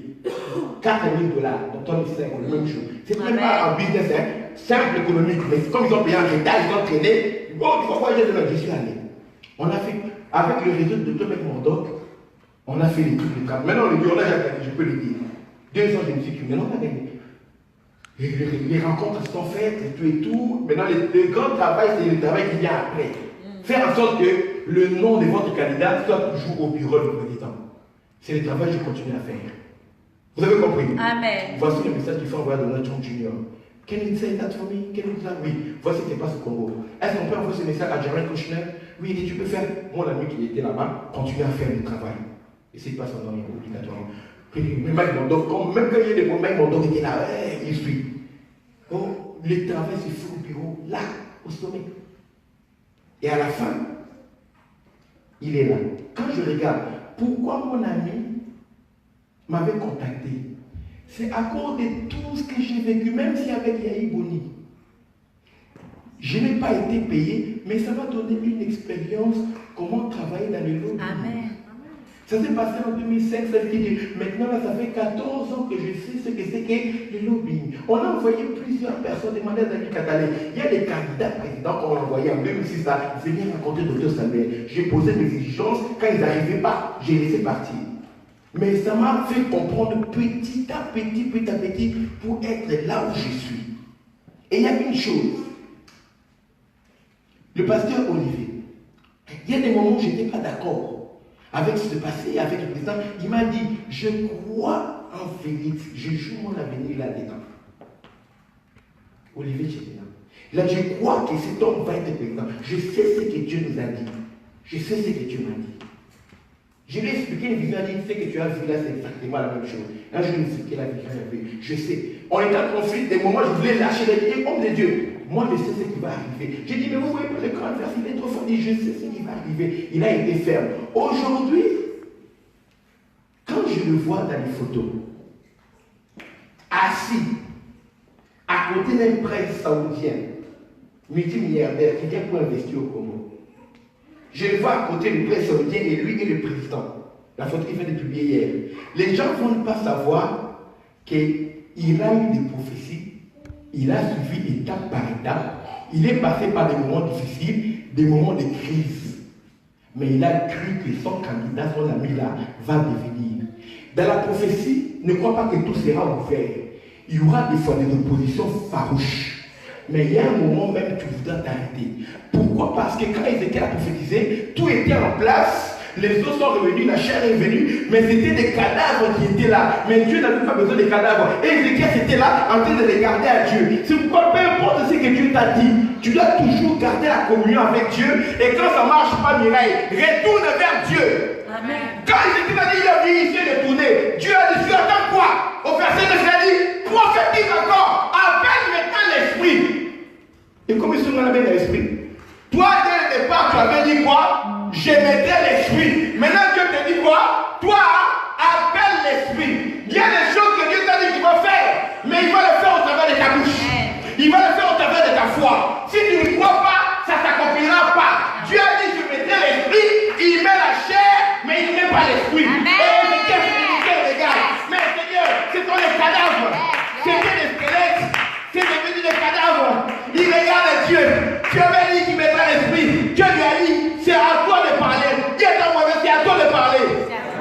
Dis parle sur ton mariage.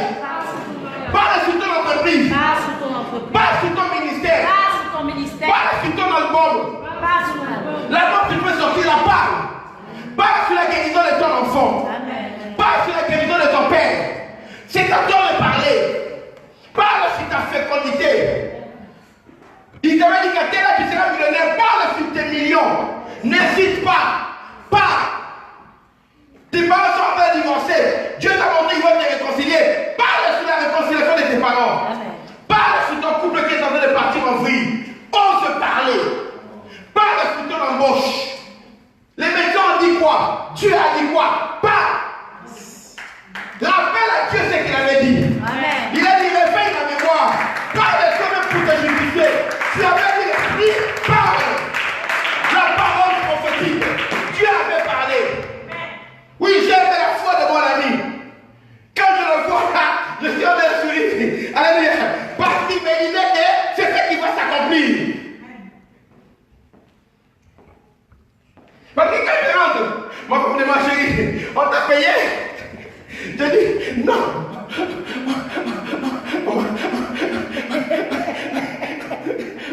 On m'a pas payé. Non, mais c'est moi les billets pour aller. Bon, là-bas, l'hôtel, c'est eux qui payent, chérie. Non. J'étais à Washington pour soutenir le président Tshisekedi en tant que candidat, président de l'UNIPES. J'ai payé l'hôtel moi-même. J'ai loué la voiture moi-même.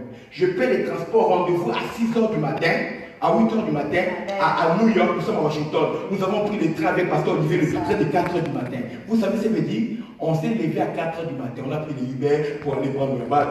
On arrive, on court. On arrive à New York à 6h et quelques.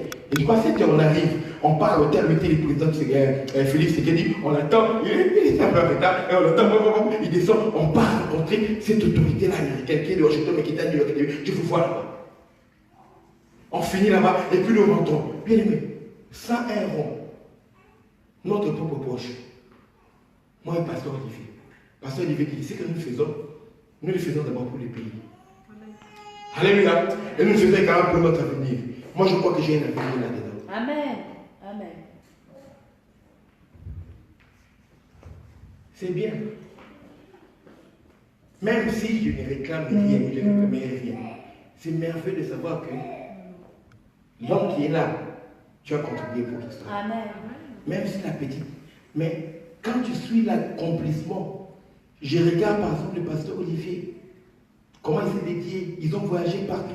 Chez le chef d'État là, avec lui, il croyait, ce sont les dépenses. Des fois dans la prophétie, si tu crois, il faut dépenser. Oh, est-ce que je parle à quelqu'un? Amen. Si tu crois à la prophétie, il faut dépenser. Dieu vous a dit que ton tri ira loin, acceptez de dépenser. Amen. Acceptez de prendre les risques. On a pris des risques. Est-ce que j'ai été payé? Non. Mais c'était un risque. Et à quelques jours de la fête de la campagne, quand j'ai sorti les images, viens un peu, vous êtes plus comme que moi. Quand j'ai sorti les images, on me voit avec le président comme ça, futur président, hein? Comme ça, oh comme ça, oh comme ça, comme ça, vous voyez, il y a des photos comme ça. Les gens, hein? Toi tu étais avec lui, oui, mais c'est pas parce qu'on ne publie pas hein, que ça n'existe pas. C'est pas parce que tout ce qu'on fait de publier, ça dit que les gens disent, mais beaucoup ça dit non. Les grandes choses de ma vie, je ne les mets pas. Tout ce que je mets là, c'est pour vous orienter votre pensée quelque part. Quand je mets ma photo avec un ballon, je veux que vous puissiez penser au ballon. Quand je mets ma photo en Suisse, je veux pas que vous puissiez penser à la Côte d'Ivoire où j'étais. Je veux que vous puissiez penser à la Suisse. Amen. Quand je mets ma photo en Belgique, je veux que vous puissiez penser à la Belgique. Que vous ne puissiez pas penser à autre chose. Amen, amen, amen. Alors, les gens qui vous disent, votre pasteur, il met des photos beaucoup, il fait où il dévoile sa vie. Je ne dévoile pas ma vie. Je vous dévoile ce que je fais que vous puissiez penser de moi. Amen. Aujourd'hui, je vous offre des secrets. Mais dans cette prophétie-là, ce qui est en train de se faire, je vis Dieu accomplir les choses pas à pas. À chaque moment de la prophétie, il faut accepter de croire.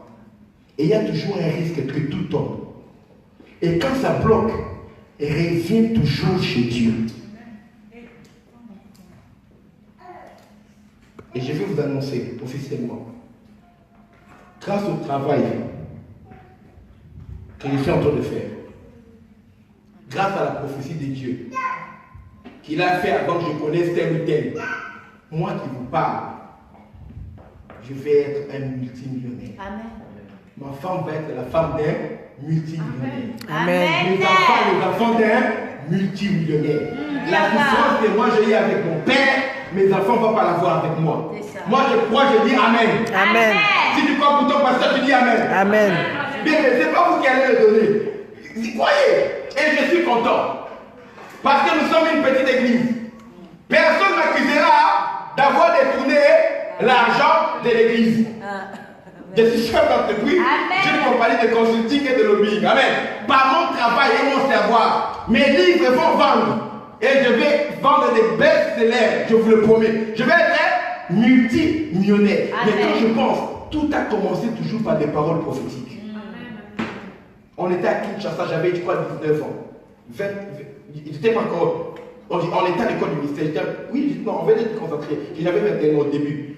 Pasteur Ézéchiel, prophète Ézéchiel, du Canada, mon ami Ézéchiel Moumba, il m'a dit, je t'ai vu en vision quand on priait, j'ai vu que tu n'étais pas ici, à un pays d'Europe. Tu n'es pas ici. J'ai vu que tu as fini de prêcher et les gens sont venus te saluer. Ils t'ont dit, merci docteur, que Dieu te bénisse. En ces temps-là, qui pouvait t'appeler docteur? Parce que même quand on nous a consacrés, comme il y avait tout le monde, le pasteur, nous tous on t'a appelé évangéliste. Nous, Ézéchiel, Marcelo, tout le monde, on l'a appelé dans les cadres de service. Hein. Vous avez vos ministères, mais cadres de service, on va faire cadre de service vraiment comme un évangéliste. Pour qu'on ne puisse pas embêter le pasteur Israël, que le pasteur Capé avait servi partout aux États-Unis. Évangéliste. Mais on a dit, on te salue, je te voyais prêcher, les gens étaient venus te saluer pour t'appeler docteur. Aujourd'hui, ça s'accomplit et ça s'accompagne partout. C'est ce que Dieu avait dit là. J'étais jeune, Alien m'a super. Mais Dieu est en train de le faire aujourd'hui. Ne méprise pas ce que Dieu est en train de dire. Et la souffrance que tu vis maintenant, ça ne veut pas dire que c'est le dernier mot de Dieu. Tu es dans un processus. Parce que dans la prophétie, il y a toujours un processus à suivre. Que Dieu vous bénisse abondamment.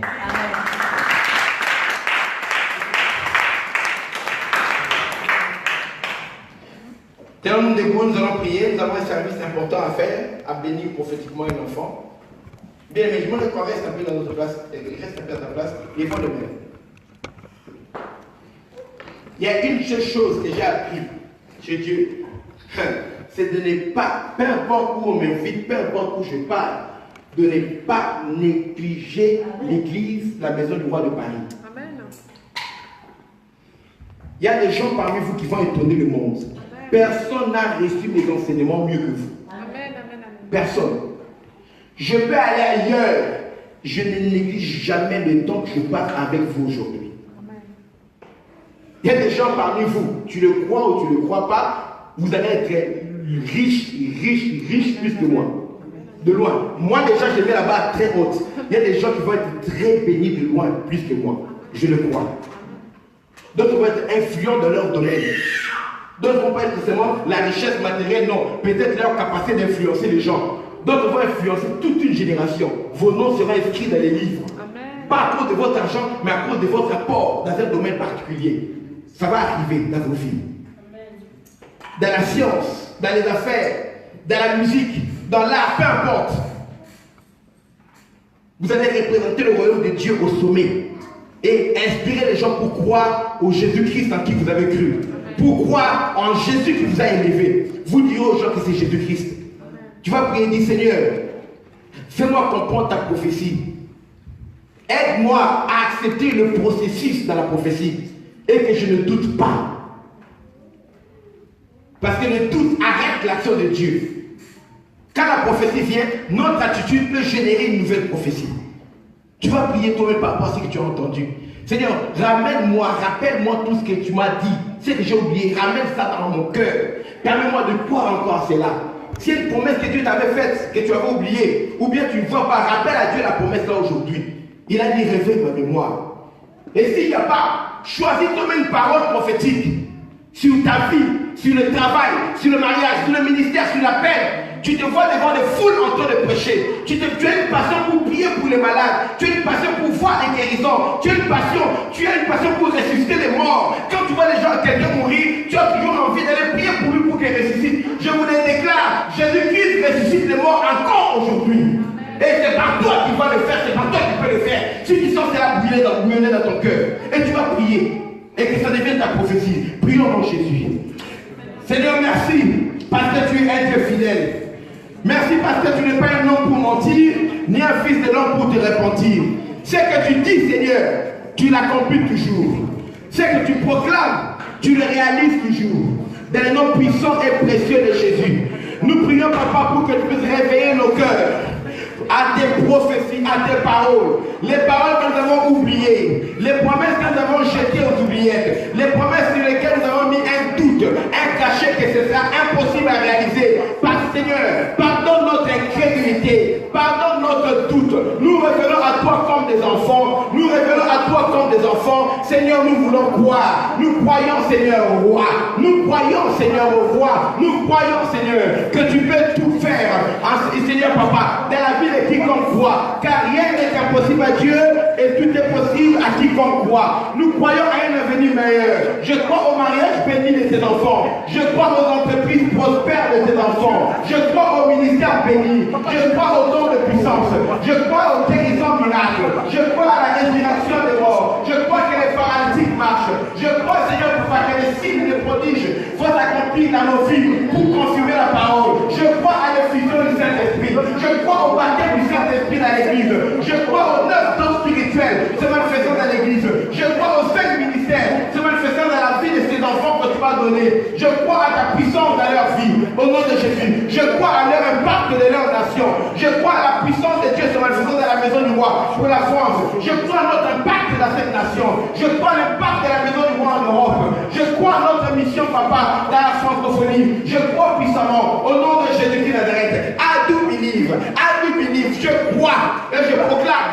Je crois et je proclame. Je crois et je proclame. Je proclame. Ta parole ne va pas tomber à terre. Ça s'accomplir. Ta parole ne ressort. Elle ne rentre pas à toi. Ça va accomplir ça à laquelle elle a été destinée, Seigneur, Papa. Cette parole va accomplir ta volonté. La volonté à laquelle elle était destinée, elle s'accomplira dans nos vies. Papa, merci parce que tu ouvres le cœur de ta fille. Tu ouvres le cœur de ton fils. Tu ouvres le cœur de tes enfants, Papa. Merci parce que le doute tombe.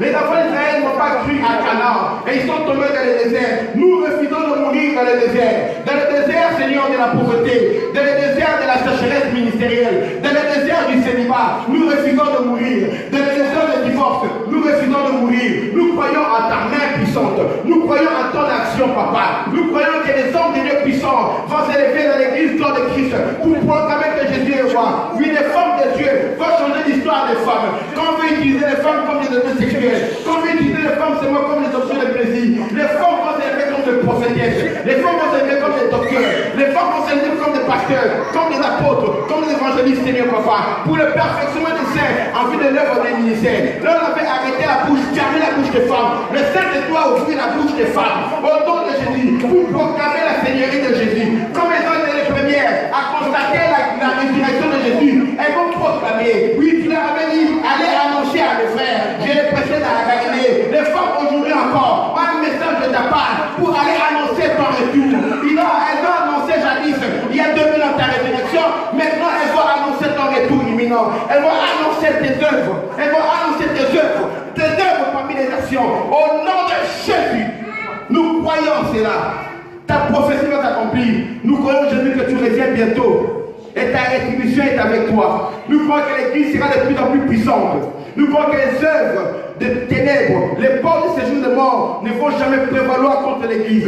Ils nous feront la guerre, mais nous ne vaincrons pas. L'Église que Jésus va venir chercher, une Église sans tache ni ride. Nous croyons que l'Église, malgré l'iniquité qui va s'accroître, l'Église deviendra de plus en plus puissante. Parce que tu connais ce qui t'appartient, Seigneur. Nous croyons que tu vas de plus en plus sanctifier l'Église par ta parole. Car il est écrit dans Jean 17, sanctifie-les par ta parole, car ta parole c'est la vérité. Nous croyons à cette prophétie, Seigneur. Nous croyons à cette prophétie. Nous croyons que les rois vont soumettre leur autorité à ton autorité à toi. Car tu es le roi des princes de la terre. Seigneur, tu vas régner au travers de l'Église parmi les nations pour que les nations facilitent l'évangélisation de leur population. Nous croyons à cette prophétie au nom de Jésus. Nous croyons que nous sommes la tête et non la queue. Et ça va s'accomplir ainsi dans la vie de tes enfants. Nous croyons que les trésors des nations, les banques vont s'ouvrir. L'argent va entrer dans l'église corps de Christ. L'argent va entrer dans les comptes bancaires de tes enfants. Je ne parle pas des petits billets de 100 € ou bien des 100 $.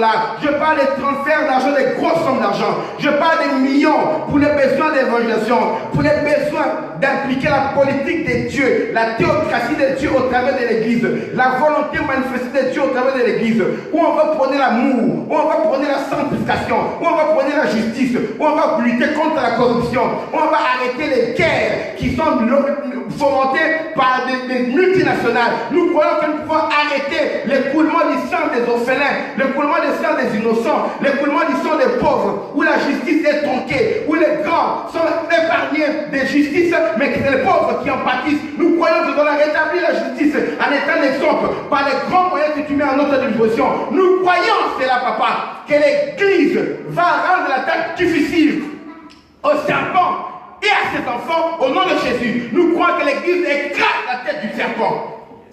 Seigneur, tu as écrasé la tête du serpent, toi tu es la tête, nous sommes le corps. C'est ton corps qui a écrasé la tête du serpent à Golgotha.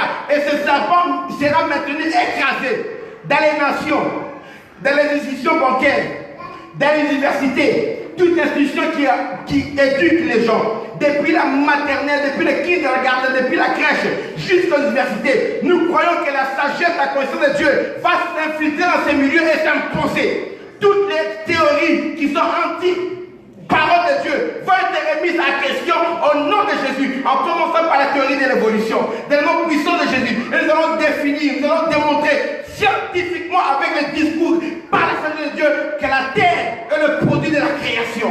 Au nom de Jésus, comme certains physiciens arrivent déjà à cette conclusion, maintenant que nous sommes en train d'en parler, et ils ont fait cette publication, nous croyons que cela va se répandre. Au nom de Jésus. Oh Yamama Shakara Baba Kunto. Oh yes, que Shekara. Ils reconnaîtront que tu es roi.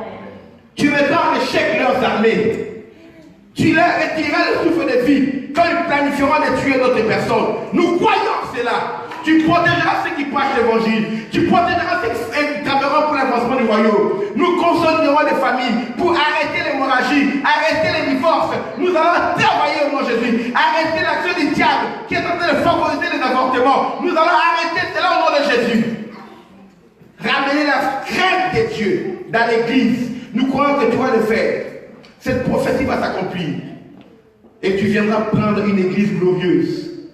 Nous partirons. Et tout ce que tu as dit sur le monde s'accomplira après nous.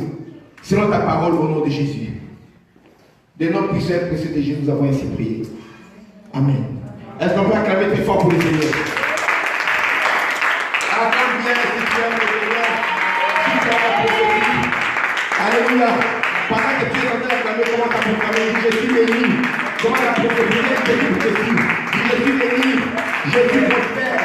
Je suis multimillionnaire et je monte jusqu'à devenir multimilliardaire. Quand Isaac est devenu riche, il est devenu riche. Jusqu'à ce qu'il est devenu fort riche. Je proclame cela. Mes enfants sont en bonne santé. Je proclame le bonheur dans mon foyer. Pour qu'on a bénéficié de mon épouse. Qu'elle monte parmi les femmes leaders dans les nations. Je proclame que mes enfants soient des prédicateurs puissants. Je proclame ma voix spirituelle puisse être des jeunes voix aimées parmi les nations. Des pasteurs puissants. Des hommes puissants qui sont